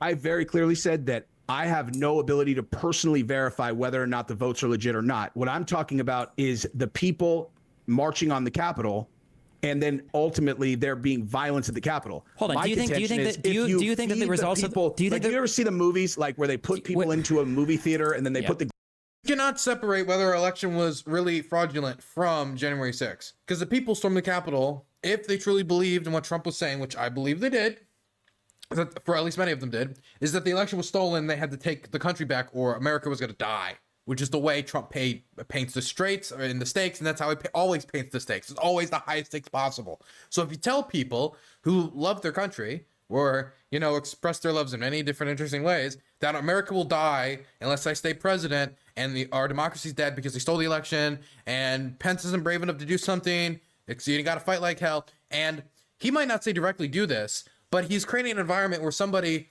who otherwise might have been even like a rational person otherwise is going to be put in the state where my democracy's under threat.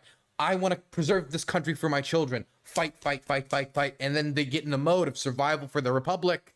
And, you know, the tree of liberty must be watered with the blood of tyrants. And if our democracy was really stolen, who wouldn't say, yes, of course you can charge the Capitol. Of course you can bring down the regime.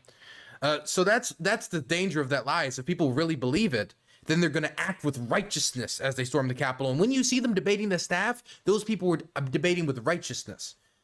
They thought they were doing something right. At least most of them did. And that's what makes it terrifying. And if he's giving pardons to them, do you think they're going to think what they did was wrong then? Or, oh, what we did was very right and is now endorsed by the president of the United States? Glasses on and they feed them like, you know, the images that's going to make them interpret the world the way it is. Yeah, it's like called Fox News. If you put people in their home, and show them nothing but people being angry and rioting downtown, this city, that city, and then they feel as though the election was stolen, and then now they march the Capitol, and then you have a handful of people that help with a little bit of incitement, and then they're going to explode. That's not Trump that did that. Like Trump was literally. He didn't prove the incitement with federal agents. He just threw that out there, has not proved it yet. Okay, and everybody knows the Ray story. That's completely unproven hogwash. Citing them the entire time. He called the people there. He did. Why did he call them there to protest? What are they protesting on January 6th? Why does anybody protest anything? No, hold on. Wait, does everybody protest? What is the meaning? I mean, facts. Can we know them? All I know is that I think, therefore I am. Good sir. Can we truly know anything? Randomly? Come on. Why does anyone protest anything? I wonder was the Black Lives Matter police protest about the child tax credit, or was it about police violence? Oh, I don't know. What were they protesting on January 6th? They were protesting. It was called the Stop the Steal event. Does anyone want to think what the steal is referring to? To certify the election results where Correct. they. And what was their goal? To stop the steal. What does that mean?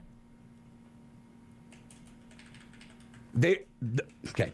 What they're protesting is the interpretation from them. I'm not there. I wasn't at January 6th, but they're interpreting it as this has not been convincing that this was actually investigated and that he did not have the election stolen. Correct. So you're right. So they didn't believe the results of the election. So they went to protest on January 6th to change the results of the election. Not to change the results of the election. They're protesting the certification of the vote. Dude, people protest. That's an insurrection. It's not. It is. Stop the certification of the vote. I don't know. Like, if you want to talk about how they interrupted the democratic process, and then they cheered when they did it. When it was announced that the process was delayed, there were cheers as if they had won something, which I think they were just looking for something to grab onto to make maybe that afternoon feel like it was worth it, when the rest of that night was them getting their head kicked in by the Capitol Police Department because they were not happy with how they treated their compatriots in the morning, backed up by, of course, the National Guard, which also did not seem to take those protesters' love of democracy sweetly. Anyway, point is, though, like, oh God, I'm sorry. You know what? We're only 42 minutes in. We're supposed to wrap up in 40 minutes, and we still got like 30 minutes left on this, so I'm just gonna keep going. Okay, we're gonna keep going. Saying they don't agree with the results of the election because they think it was rigged, and they're gonna go and protest it to quote unquote stop the steal.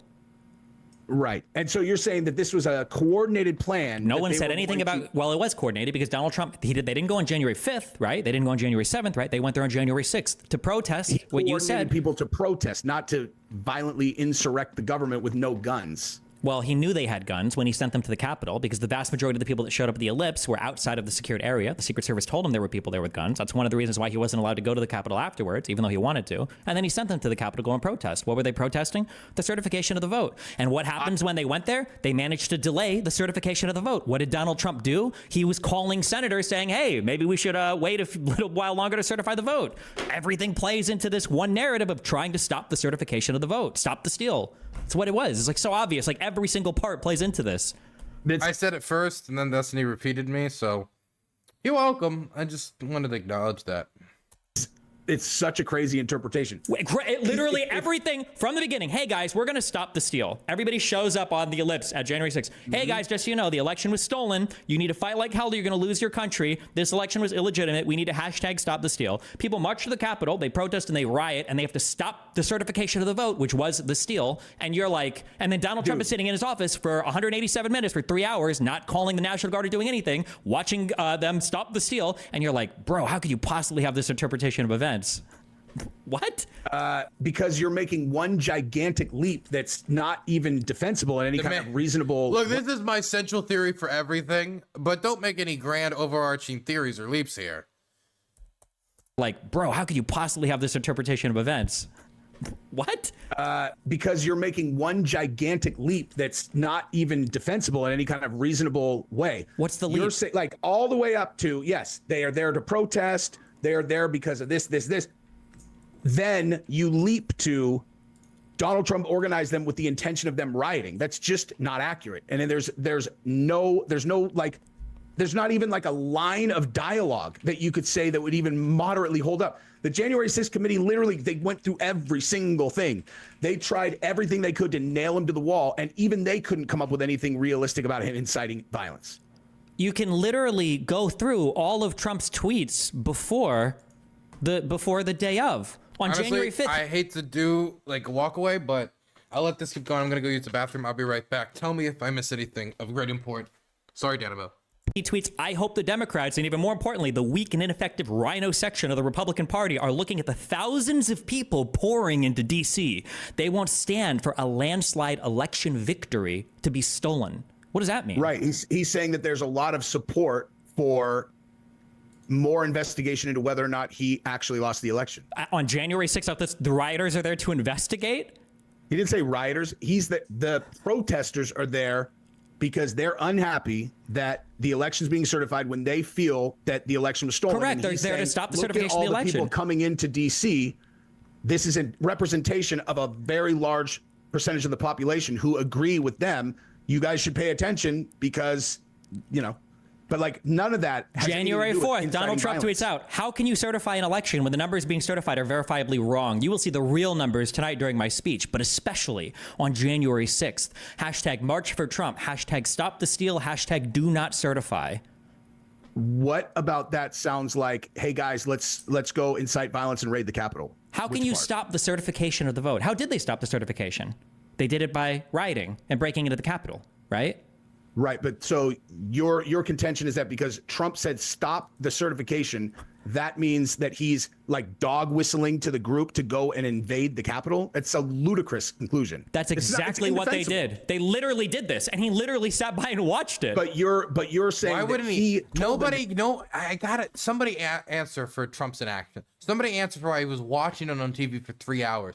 If you're the president of the country and you care about the republic over yourself in that moment, or the Capitol, the seat of American democracy in Washington, D.C., and the home of nearly 1 million people, by the way, locals who had to deal with the fallout and the new security gates and all that nonsense. How can you watch that for 3 hours and do nothing and reportedly almost egg it on in private and even make one tweet while it's happening, continuing to go after Pence?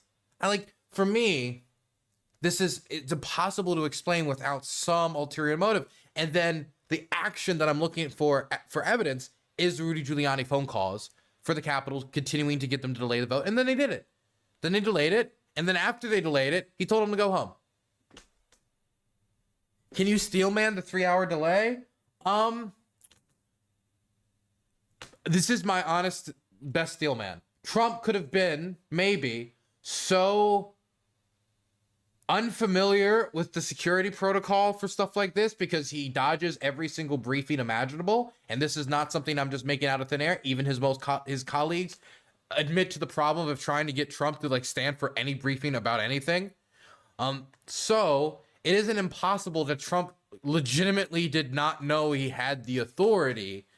And then once he did, it was like, oh, okay.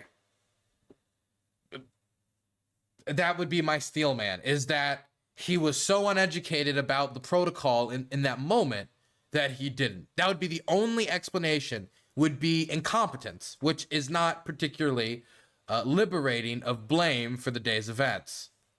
At least to me. To do it or incited it directly. Yeah, that's what he wants. Yes, of course. He literally wants it to happen. If he didn't want it to happen, why is it that as soon as Trump saw this happening, why wouldn't he have made a call for people to go home? Or why wouldn't he have deployed the National Guard? He did. No, he didn't. It took him 3 hours. I don't know the exact timeline. I do. It was 187 minutes. You need to go home peacefully. Yeah, yes, after 3 hours of... Remember the Uvalde shooting and how long that felt like? Yeah, that was like, how long was that? 45 minutes to an hour about? This was 3 hours, and he watched every second of it on his TV. His entire family and everybody else in the Republican establishment and the Fox and the right-wing media establishment begging him, please, and his son even sending him, please send these people home. Nonetheless, the argument that he incited them and told them to go in any way, verbally or non-verbally, is just not there. January 2nd, he tweets out, an attempt to steal a landslide election win. Can't let it happen. How do you stop them from stealing? How is that telling people to go violently raid the Capitol? On January 1st, retweeting, the cavalry is coming, Mr. President. Hashtag March for Trump. Hashtag Stop the Steal. The slogan is be there, will be wild. January 6th. What are they doing? He's promoting a protest. For the certification of the vote. Right. January 1st, the big protest rally in Washington, D.C. will take place at 11 a.m. on January 6th. Location details to follow. Stop the steal. How are they going to stop this? How do you stop the certification of the vote? How do you do that? You think just protesting outside, they're just going to stop certifying it? Okay, like, do you think that... well, I guess in this case, bad example, but I would have said, do you think that just because people are upset about, some incidents with police, that if they say defund the police, that they were actually expecting for the cities to defund the police? I'm saying, like, people protest things they're unhappy about. Wait, hold on. Yes, there were people that protested to defund the police, and they want them to defund the police. Yeah, it was stupid, but yeah, there were people that... You think that people that wanted them to protest to defund the police, you don't think those people actually wanted the police defunded? No, what I'm saying is you're attributing a methodology and an action plan for stop the steal or stop the certification, which includes violence. It's not there. It's just not there. But it literally is.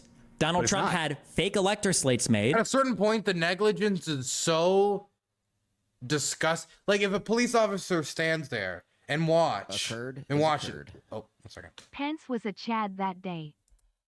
Thank you so much for the $5, Jacob. You know, he did the basic standard of not overthrowing our democratic republic, which in that moment was important, and he will always have that credit in the history books. And at the end of the day, honestly speaking, even though I'm not a Pence fan for obvious reasons, I think the history will treat Pence kinder than Trump. And so therefore, in the end, Pence gets the W over Trump, which to me is funny on two fronts. But the biggest, number one, it's funny that Trump gets a W over Pence, period, because that's just a funny concept to me. And number two, it would enrage Trump to no end. Maybe too kind.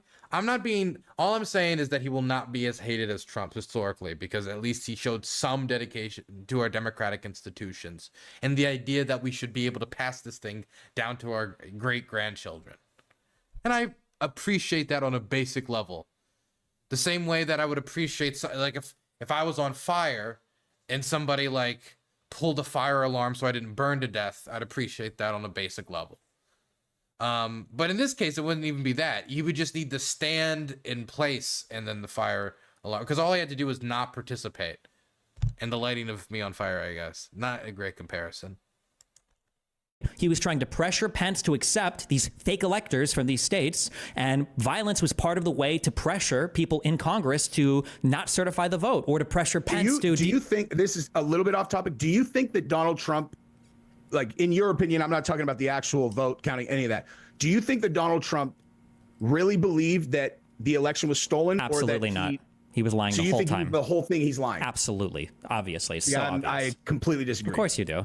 But every single person around him that's credible, the entirety of all of his White House legal counsel, Vice President's legal counsel, his Department of Justice, everybody was telling him, these are bullshit claims. None of this is real. We cannot find evidence of any of these things. And Donald Trump went outside the White House to find Remember when that one election cybersecurity guy working for the government was... he specifically came out and said it was one of our safest elections in our lifetime. So Trump immediately the next day, outsy, fired. He was blatant with it too. It wasn't like even hidden. Of crazy lawyers like Powell and just even like telling the truth about like, yeah, we were not hacked and all the elections were not just switched by the Chinese, right? That just basic telling the public of some level of basic confidence that their vote was counted. Trump won't even allow that. That's not allowed. And Giuliani and Eastman to feed him these crazy conspiracies to try to make him... Giuliani's a cacklepot lawyer as of when, though, prior to that? Everything that I've seen, he might have been in New York. I don't know. I haven't gone over his cases for that. But watching Giuliani's conduct during this stuff, yeah, he was an insane, crazy person, of course.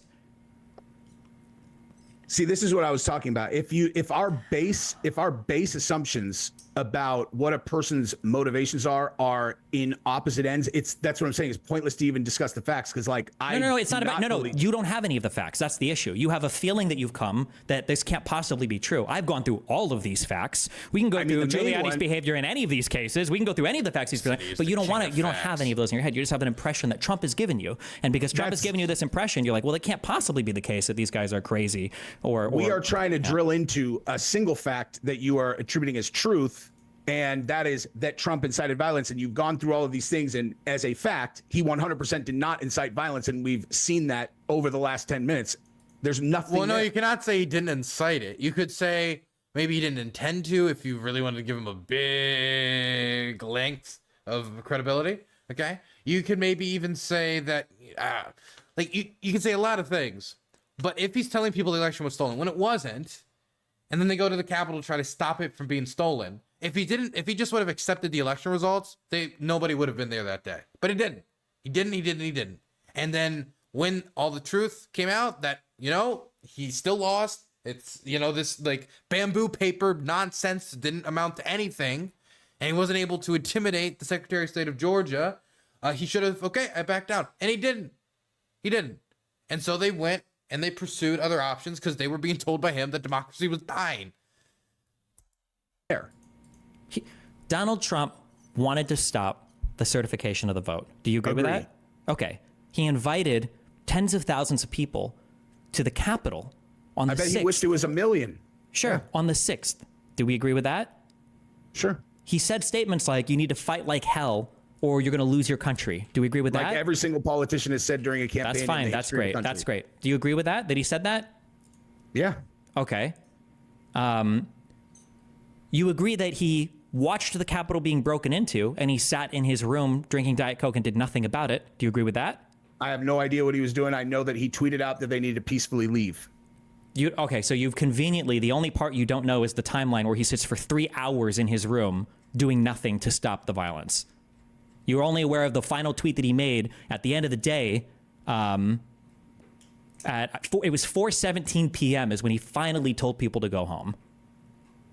I don't know what time the riot happened. I don't know any of that. All I know is don't you think that's important? Let's say this. Violence. What if it was 3 hours? That's about when I pieced out too. It was a while. I watched that go on for a while. I was able to scooch up all the way up to the Capitol steps before eventually they said, okay, fine, time to dismiss. And I waited out at a distance because I knew the situation wasn't safe. I could tell. And I was wearing a Biden hoodie, so I stayed away from most of the crowd. What if he did sit in a room watching at least until like later when I was like, you know what, I'm just too interested. TV for 3 hours and didn't do anything while he watched the Capitol being broken into? Would that be evidence of the intent of him wanting violence there if he didn't do anything to stop it?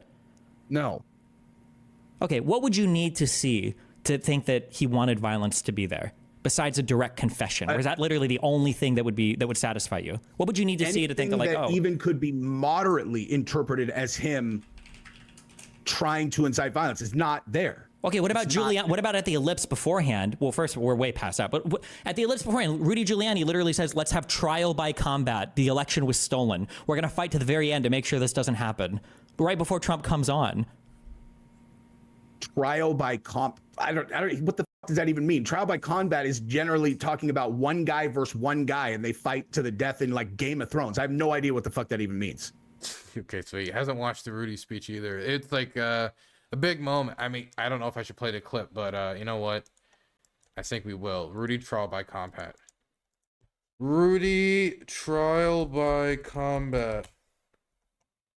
Here it is.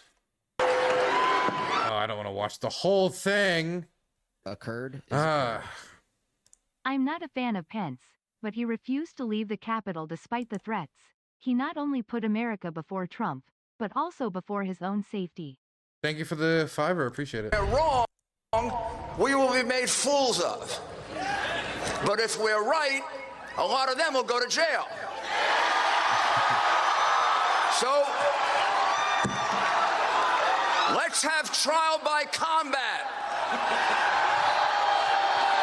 It's like a left turn too. He didn't. He like swerved out to say it. I'm willing to stake my reputation. The president is willing to stake his reputation on the fact that we're going to find criminality there. They didn't find any criminality there. Reputation staked, but not lost, because everyone forgot immediately. So unless Donald Trump says, I want you to go to the Capitol and violently break into the building, then nothing else counts as... I mean, he doesn't need to necessarily say it like that, but he has to he has to say something that could be interpreted reasonably that his intention was for them to be violent. There is no upside in him getting, like, quote, we have overwhelming pride in this great country, and we have it deep in our souls. Together, we are determined to defend and preserve the government of the people, by the people, and for the people. But I said something's wrong here. Something's really wrong. Can have happened, and we fight like hell. And if you don't fight like hell, you're not going to have a country anymore. So we're going to walk down Pennsylvania Avenue. I love Pennsylvania Avenue. We're going to the Capitol, and we're going to try and give, the Democrats are hopeless. They never vote for anything, not even one vote. But we're going to try and give our Republicans, the weak ones, because the strong ones don't need any of our help. We're going to try and give them the kind of pride and loudness they need to take back our country. So let's walk down Pennsylvania Avenue. That's like actually crystal clear that what his intention was for them to march down there and be loud, not. And he's saying, give the Republicans like that actually is the exact opposite of inciting violence, because that does state his intention. And that was for them to march down to the Capitol and let their voices be heard, not break in and go fucking, zip tie people or whatever this ridiculous narrative was. Now you said that they knew that they had guns. How, like, what number are we talking? Are we talking like 2 people that had a concealed carry permit? Because you definitely can't carry guns in Washington. Thousands and thousands of people. Thousands of people had guns. I don't know if they didn't arrest every single person, but when Donald Trump gave his speech in front of the ellipse, I think it was like 30,000, went through the magnetometers, and there were like tens of thousands of more outside. The majority of his crowd was outside of the secured area, and the Secret Service reported the reason why is because a lot of people saw that they had a scanner, so they didn't want to come through, and they'd seen some people in the crowd with weapons, what they could see. They didn't arrest and go and take everything, but Donald Trump knew there were people with weapons in the crowd before he sent everybody off to the Capitol to go marching, and that's why he wanted to go, but then they told him, sorry, we can't do like an off-schedule trip to the Capitol because we can't guarantee your safety. But yeah, he knew it. Yeah. So you don't like assumptions in some cases, but in this case, because they didn't go into this area, we're just assuming it's because the vast majority of them were carrying firearms. They didn't go through why else would you go to Washington, D.C. to see Trump speak and then not go into the official area to watch him speak and stay outside? Not enough room. There was plenty of room. They just didn't want to go through the security scanners. I can't verify that one way or the other, but that's certainly not evidence that there was a bunch of armed people. Washington, D.C. The Secret Service saw armed people. I know they saw armed people. You've got a piece behind, shotgun behind you, gun rights, like in the Secret Service. You mean the Clinton force? You mean the Clinton police? Do you mean Kamala's Crusaders? Texas, I can carry concealed without a license. I have a license in other states. Washington, D.C., you can't carry. Like, you can't just be carrying a firearm. I mean, if it's concealed, nobody can see it. That's the whole point of it. Okay, so again, we're making assumptions that there were a bunch of criminals that were illegally carrying firearms. I didn't say it was criminals, but I'm just saying that like Donald Trump knew there were weapons in the crowd. The Secret Service told him. He said he didn't care. He asked them to take down the magnometers. They're here for me. They're not going to hurt me. It's fine. Donald Trump didn't care. He knew that there were people in the crowd with weapons. He knew this. Well, I can't verify that, but either way, if the people had weapons, none of them used them. So they clearly, if they were carrying them, were their personal protection the way that I carry every time I go anywhere here, just in case. Like, they didn't use them. No one used any guns, except for the cop that shot the lady, which I don't have I mean, listen, that's unfortunate, obviously, but like, that guy was probably scared shitless. He's got a mob of people coming for. I understand why he fired completely. Well, I mean, he fired because she was trying to crawl into a secured area where they were pointing guns out saying, don't come in here. With a mob of people behind her that might beat the guy to death. It's not a bad. When the crowd outside was chanting, hang ex-politician, hang ex-politician. And then when they got in there, they were saying, where's Nancy? You know, a lot of interesting chanting that day. You know, Trump has given them a lot of material. Shoot, in my opinion, it's tragic. But nonetheless, so what would you need to see? What kind of behavior would you need to see from Trump to think that he probably wanted violence to happen on January 6th? You think pardoning the people who, you know, tried to go in there and maybe find Nancy, and the ones that were violent, and would show intent? Because if they found Nancy instead of some random cop, if they were violent towards a random cop when they backed the blue, you think they're not going to be violent towards somebody like her if given the opportunity?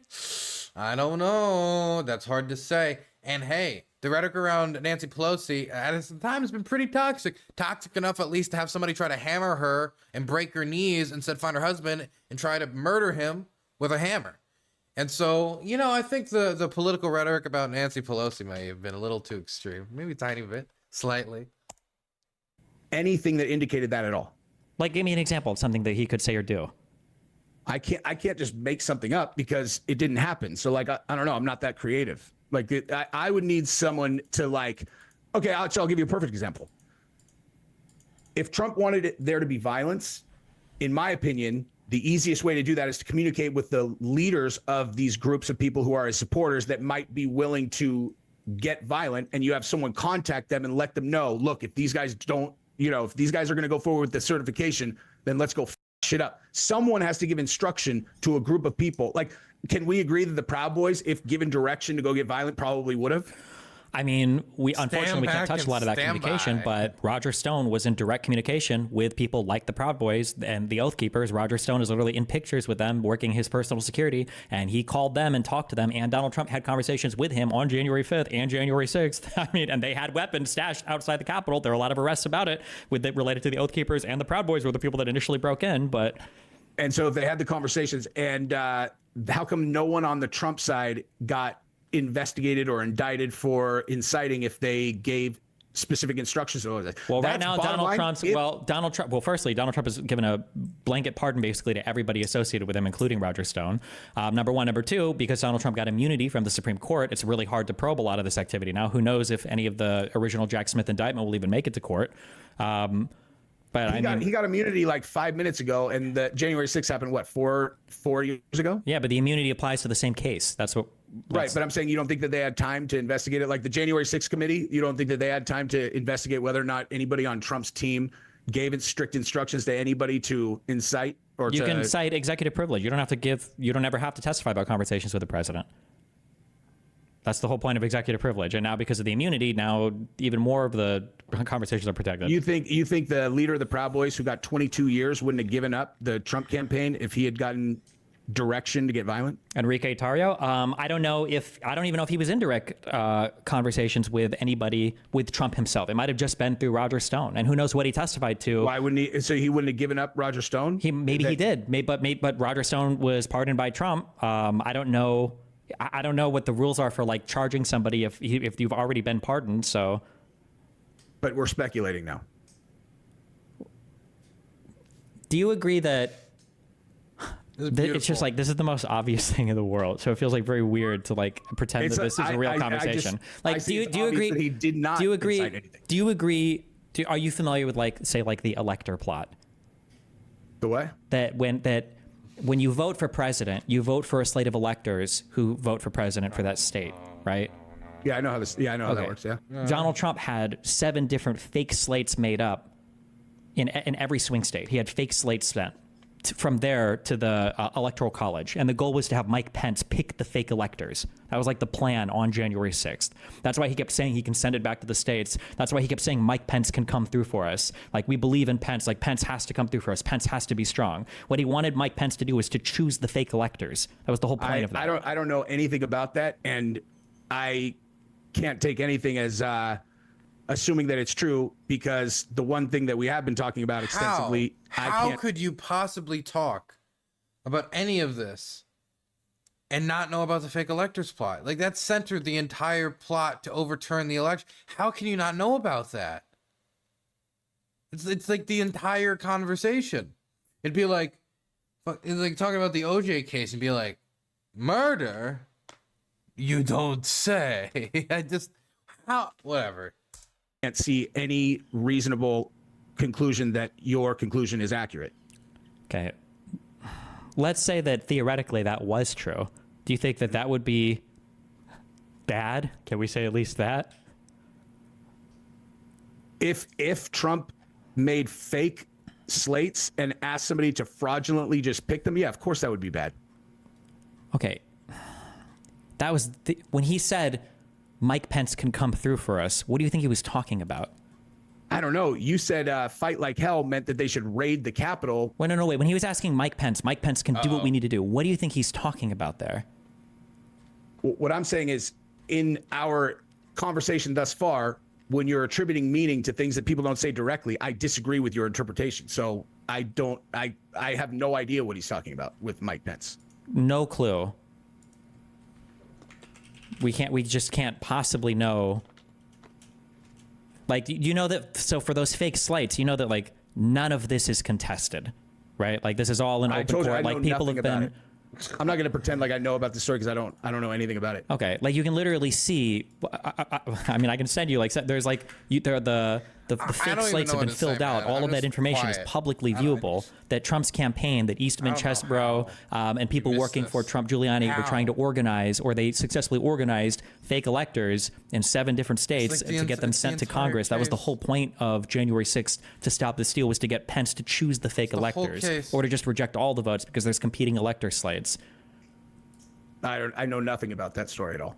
Okay, well, let's say theoretically, let's say that was true, and he wanted Pence to choose the fake elector slates, and then he also sent a huge riot down to the Capitol to try to encourage Pence to do the right thing. Does it seem more likely that violence might have been like a part of the strategy to pressure the politicians there into choosing the fake elector slates? I mean, if we're talking about, I mean, a dragon could have come and landed on the Capitol if we're just talking about, like, no, that was his Jimmy Dore, like, the moon could fall into Lake Michigan moment, man. Okay. Terrible. Well, come on. Every single thing I just said is beyond verified true. Like, this, nobody even contests this. Rough day. Rough time. I don't know anything about it. And like I said, in terms of, no offense, just trusting that your fact pattern and the things, support your conclusions in this conversation, I disagree. That's a nice piece back there. You're the shotgun. You shoot clay? Yeah, skeeted trap, depending on where I'm. Skeeted trap. Depending on what's near me, but. Where do you live? Miami Beach. Oh, that is not what I would have guessed. I went to UFC 287 in Miami, and it was the first show that Trump came into the building for. And I guess that's a conversation. I was sitting in the front row with, well, not the front. I was like in that close right next to it because I'm buddies with the Miami Dolphins coach, and all these NFL guys were there, and a few of them I heard them talking before, before the show, and they were saying like, man, I can't have a picture taken with Trump, like, because they were worried about backlash or whatnot. And when Trump came in, I'd take a picture with Trump 100%. The place, 100%. Literally, I've never heard a crowd go that bananas for anything. I've been to a million UFC shows. They cheered louder for Trump and longer for Trump than I've ever seen ever. And I looked over at the guys that had said it, and it's this look of bewilderment that I can't even describe. It's like it's like they were like, oh wow, I lived in this world where I actually believed everybody hates this guy, and now I'm faced with the reality that in this building, everyone not only likes him, they fucking love him. And it's like, I've said to a lot of people, I'm like, listen, dude, I don't care what you think of the guy.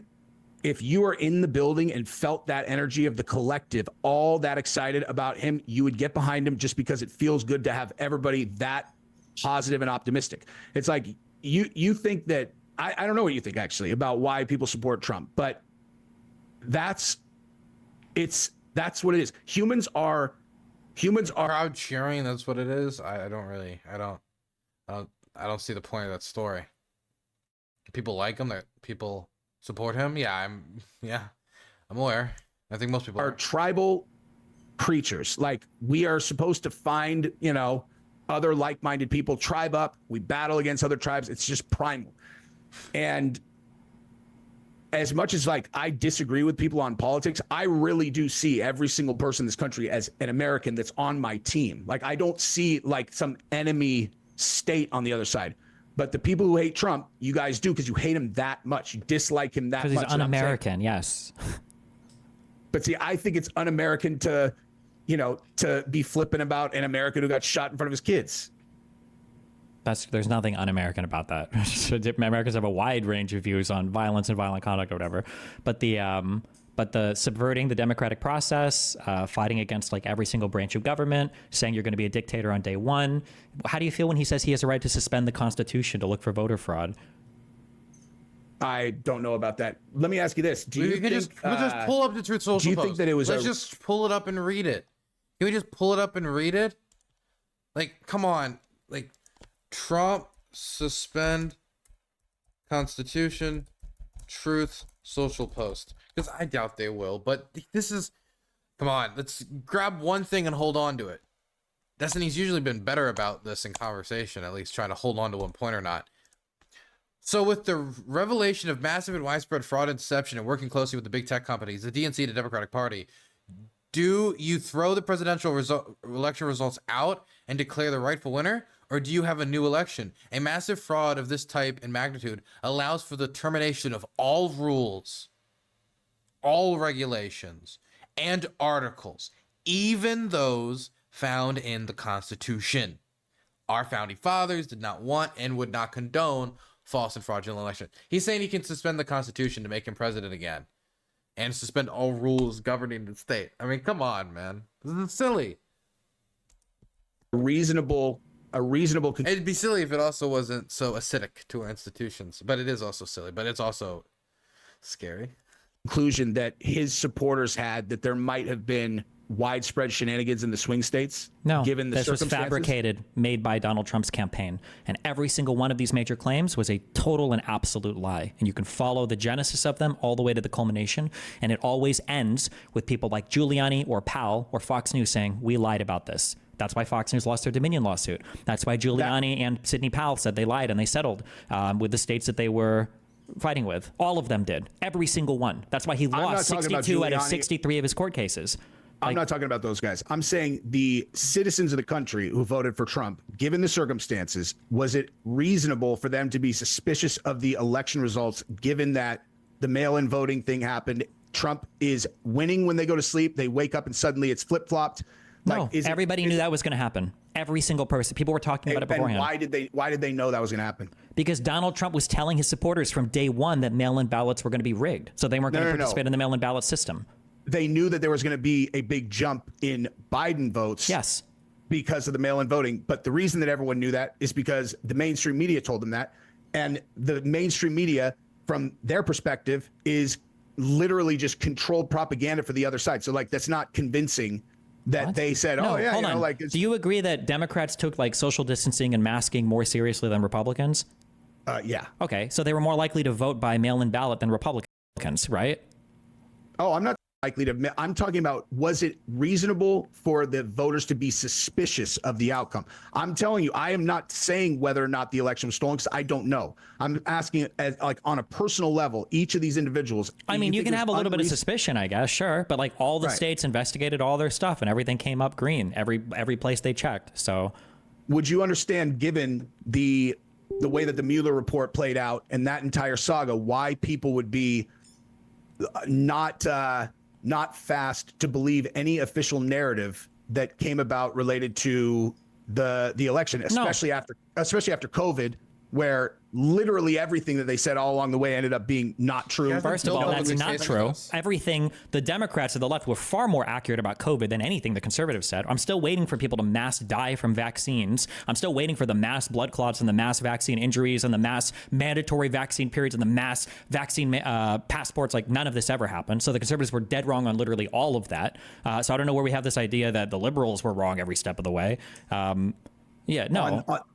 On that topic, so again, any numbers that come out, I have no ability to verify those. I wouldn't even get into what the numbers on the vaccine were. But on this particular topic, this is one of those things where I talk to people all the time about, you know, how they view politics, policy specific. And in many cases I can look and I'm like, this is like a game for this person. Like they don't really understand how this is going to, or hold on, wait, hold on. Just on what we just said. Wait, before we move on, because you jumped from everything. Do you acknowledge that every single conspiracy about vaccines ended up being incorrect? No, but let me. Wait. What was one that ended up being correct? I mean, the fact that they were. It's not even about conspiracy. It was an untested medicine, an untested. It was tested, right? There were trials, right? No, they did no human trials on the boosters. Also, no, not the booster, on the original vaccine. There were trials for that, right? Oh, I don't know. There no long-term studies for sure. They did it on the because it was of course, because it was called Operation Warp Speed. Long-term testing is kind of difficult if you're trying to go at warp speed to respond to a public health crisis. Emergency use authorization, right? Why is it? Did you feel the same way about the monoclonal antibody treatment? Because that was emergency use authorization. Why didn't conservatives protest that? Channel strike incoming? Oh, okay, because we're talking about this. Gotcha. Yeah, let's be careful. Not Donald Trump. Joe Rogan promoted because nobody mandated that they take it. Fauci. But it was the same type of trialing for but nobody mandated that they take it. I didn't have a problem with the COVID vaccine. The problem was always with the government mandating that people take it against their will. The problem wasn't just the mandates. There were a whole bunch of claims made. The things that you just said, there weren't any testing for. That doesn't have to do with mandating or not. You're saying that it's an untested medicine. Even if there were no mandates, that would still be a bad thing, right? I'm saying the reason why people were not unreasonable to not want to take the vaccine was because there are no long-term trials, and then the government came in and threatened their jobs and forced them to take it. Well, that didn't happen. That died in the Supreme Court, right? The government never wasn't able to mandate the vaccine for the country, right? So did New York fire 70,000 healthcare workers that refused to take the shot? For New York State? Are we talking about the federal government? Are we talking about state governments or across the board? Did New York State implement that? Was that a New York State policy, or were these just hospitals implementing it? No, New York State. When Andrew Cuomo went through his thing of, whatever was going on to where he resigned, and literally the very first action that the new governor took was she fired 70,000 healthcare workers in New York who did not want to take the shot. The healthcare workers, and many of them had already had COVID. And so they're like, I have the antibodies. And they're like, too bad you have to take the shot. And they're like, they're medical professionals. They're like, there's no long-term studies. I don't feel comfortable taking the shot. And they lost their jobs, 70,000 in New York alone. I would have to look this up, but I don't. That's a fact. Yeah, considering every single other thing you've said is incorrect, I would be hesitant to believe this. That it came from the government. It might have come from a union. It might have come from a hospital. But it came from the state governor. 70,000. Okay. That's why I've always been suspicious about why Cuomo got ousted, because I was like, this seems weird. Like, the guy's the hero, and then all of a sudden they're like, this is going on, and then he resigns. And then the very first thing that she did, my hypothesis was like, maybe he just was not going along with the program. He's like, dude, I'm not going to fire the healthcare workers. And I know, like, the federal government, they tried to do the OSHA thing. My opinion was they knew that was going to fail in court, and they did it just to get as many people to take the shot as possible before it died in court. And listen, I have no problem with people taking the shot whatsoever. Everyone in my family took it. In all honesty, I probably would have taken it under different circumstances. For claims about the health impacts of the vaccine, do you agree that none of those came true? Which thing about that was said about vaccines at the time, which of those ended up being correct? That they cause myocarditis especially in but the rates are higher for people who get the vid, we'll just call it that because YouTube, the rates are higher for people who catch vid than for people who get the Fauci ouchie. Teenage boys, that's a fact now. At rates like comparable to or lesser than COVID itself, right? Like COVID causes myocarditis, right? There are different studies that have different conclusions, but no. And wait, do you think that COVID causes myocarditis? Of course, that's not in dispute. Okay, the rates for myocarditis, I think at the most at-risk group was for like young men. It was like 7 to 14 out of 100,000 people. Right, this is a very, very, very rare side effect, and most myocarditis is acute. It doesn't last for more than I think a week or whatever. Right, it's not like a permanent disability, right? If people rest, so like athletes that took the shot and got an inflamed heart with myocarditis and they kept on training, that is why there were so many. In my opinion, that's not for sure, but that is a reasonable conclusion is why there were so many heart attacks in athletes. That's none of that is ever. That's not true. That's not true. That's not true. That was never proven. That's just never ever been. I said it's not proven, but it's not proven. Not proven. Like there was no research. There's nothing to back that opinion up. That's just a feeling, right? People. No. But I'm not talking about the vaccine quality, not quality, whatever. That's not what I'm talking about. I'm talking about the government's role in the vaccine. So as an example, once you find out that it causes heart inflammation in 17-year-old boys, if my son has already had COVID and I look, I'm like, what's the likelihood that this kid's going to die of COVID? Fucking zero. Well, then, no, I don't want him to take the shot. They're all, no, he has to, or else he can't come to school. I have a problem with that. And the point that I was making earlier was... But I mean, like, we have this for the armed forces and we have that for school. We've had this for a very long time. It'd be one thing if we were saying he has to take it no matter what, no matter where he's in society. But if you're going to be entering the public school system, we have these mandatory rules before. When you enter the armed forces, they inject you with tons and tons and tons and tons of needles, and it wasn't really politicized until very recently. I always want to know how policies impact the person specifically, and in terms of the vaccine.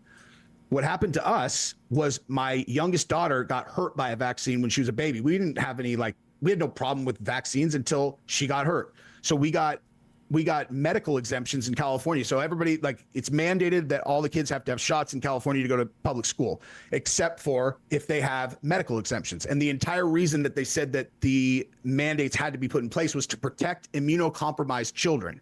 So then when they introduced a bill in California that was going to invalidate all of the medical exemptions, meaning... Dannabo, you can edit all this out of the video. You can edit and you can put a message, Dylan, edit it out. If you want to see it, check on Twitch or something. Twitch. You can do that. I'd rather keep my channel, thank you. Doctors said vaccines, you are especially high risk to be injured by a vaccine. They were going to invalidate all of those under the story that someone was writing a bunch of fake ones. There was already a 97% vaccine adoption rate. There was no reason to do it whatsoever. My wife said that they were going to pass it. I was like, that's impossible. The entire basis of the mandates is to protect kids that have medical exemptions, and they fucking passed it anyway. And so we had the choice of either sticking 60 shots in each of our kids that have been determined by a doctor to be more likely to be injured by a vaccine, or leave the state. And we fucking left the state. That's my life. That actually happened. Okay, that's probably a good thing, right? I don't care what, whatever you make up for your kid is whatever you want to make up for your kid, but why would I want my kid to go to school with a kid who is running around as a fucking bioweapon because their parents don't want him to get vaccinated for anything, right? That's why we have measles and stuff coming back. Why would it matter what they're around? They're vaccinated, they're safe. How would it possibly matter? Because vaccines work via herd immunity, right? The idea that you can just vaccinate one person and they're automatically super protected from every single disease isn't exactly how vaccines work. It relies on a certain percentage of the population being vaccinated. It relies on the viral load. So when you've got a bunch of kids that are just not being vaccinated because their parents have whatever political opinions, I wouldn't want my kid around those people, right? They can be homeschooled or they can go to another state, I guess. It allows that to happen. What does that have to do with California invalidating a kid who's immunocompromised from vaccines and telling them... I don't even know what that means. An immunocompromised person sounds like somebody that would need vaccines more than anybody else. I don't know why an immunocompromised... We're talking about high-risk kids, like kids who are high risk of being vaccine injured, had medical exemptions, so they did not have to take I would have to do more research. I don't know what that means. It's the only state in the country that invalidated medical exemptions. It sounds strange to me. If you're so immunocompromised that a vaccine would mess you up that bad, I imagine the COVID-19 would mess you up way worse. That would be my imagination. COVID's not even in this. It's not. We're not even talking about COVID. We're just talking about the vaccine schedule in general. You're getting the vaccine to not get COVID, right? or at least to have an easier time dealing with it, right? So if you're immunocompromised, why wouldn't COVID be worse for you than the vaccine? Like, there are a lot of reasons why certain kids can be more susceptible to negative effects from the vaccine. You can acknowledge that there are people who have negative effects. I haven't heard of that. Wait, that have more negative effects to the vaccine than the disease itself? No. I'm not aware of that. There are people who have negative effects. Listen, I'm not an absolutist on vaccines at all. If you like, I know people who are like, if you ask me, is the society going to be better off if everyone's vaccinated or if no one's vaccinated? That's easy. Of course, vaccinated. I understand why they structure the system the way that they do for herd immunity, etc. What I'm saying is that the main problem with the vaccine structure is that they took all liability off of the vaccine manufacturers, and so they have no incentive whatsoever to make them as safe as possible. Well, how would they have no? They have a reputational and whatever. Has donated $5. I like the Ukraine coverage more than the debate brain rot.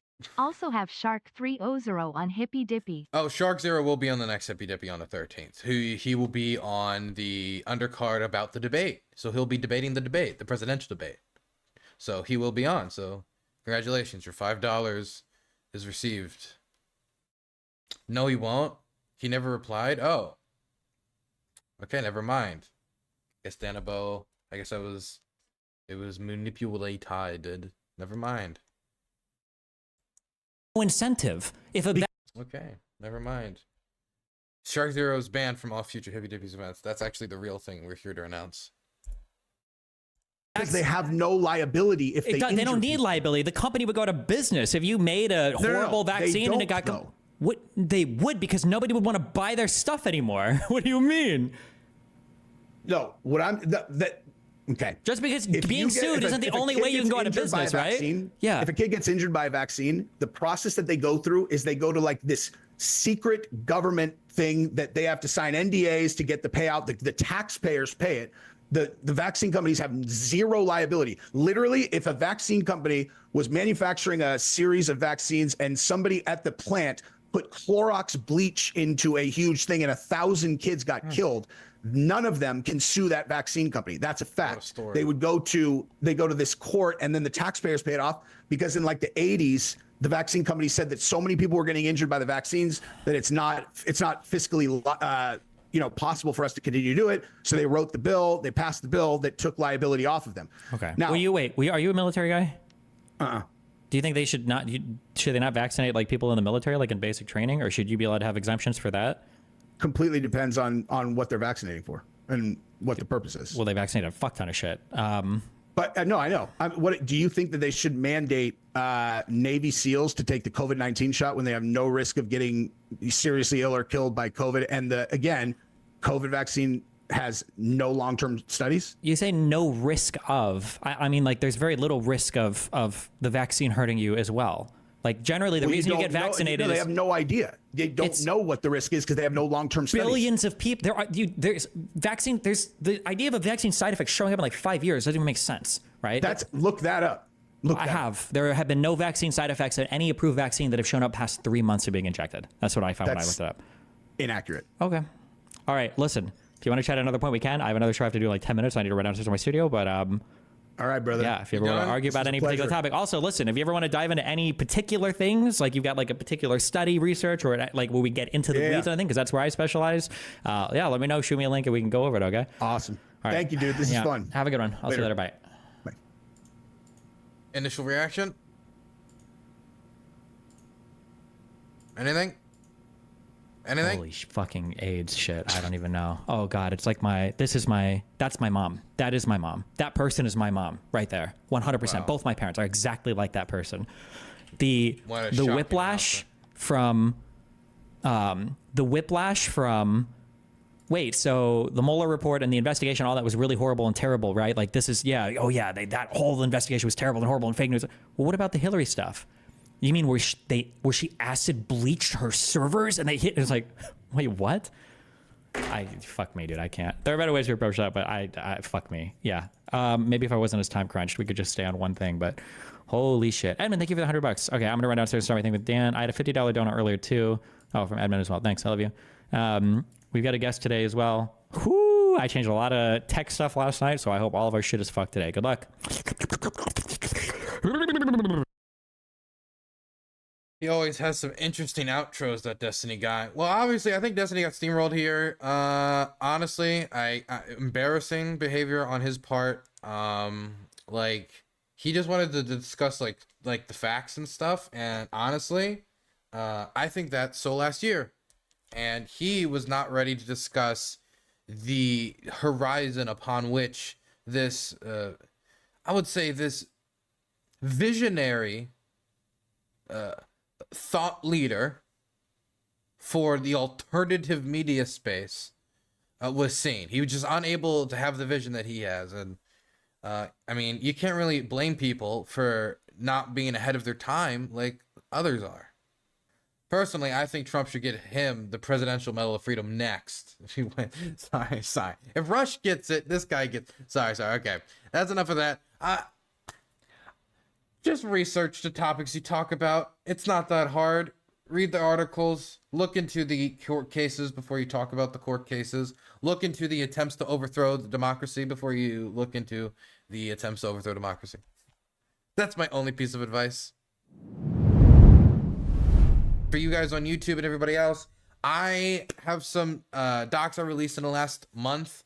The unevacuatables, and I've got my recent one that got submerged by YouTube, which is 24 hours in a Donetsk stabilization point, where we show surgeries happening at the stabilization point, frontline medics in Donetsk. If you want to go check those out, I'd appreciate it. Like, shares, comments for the algorithm.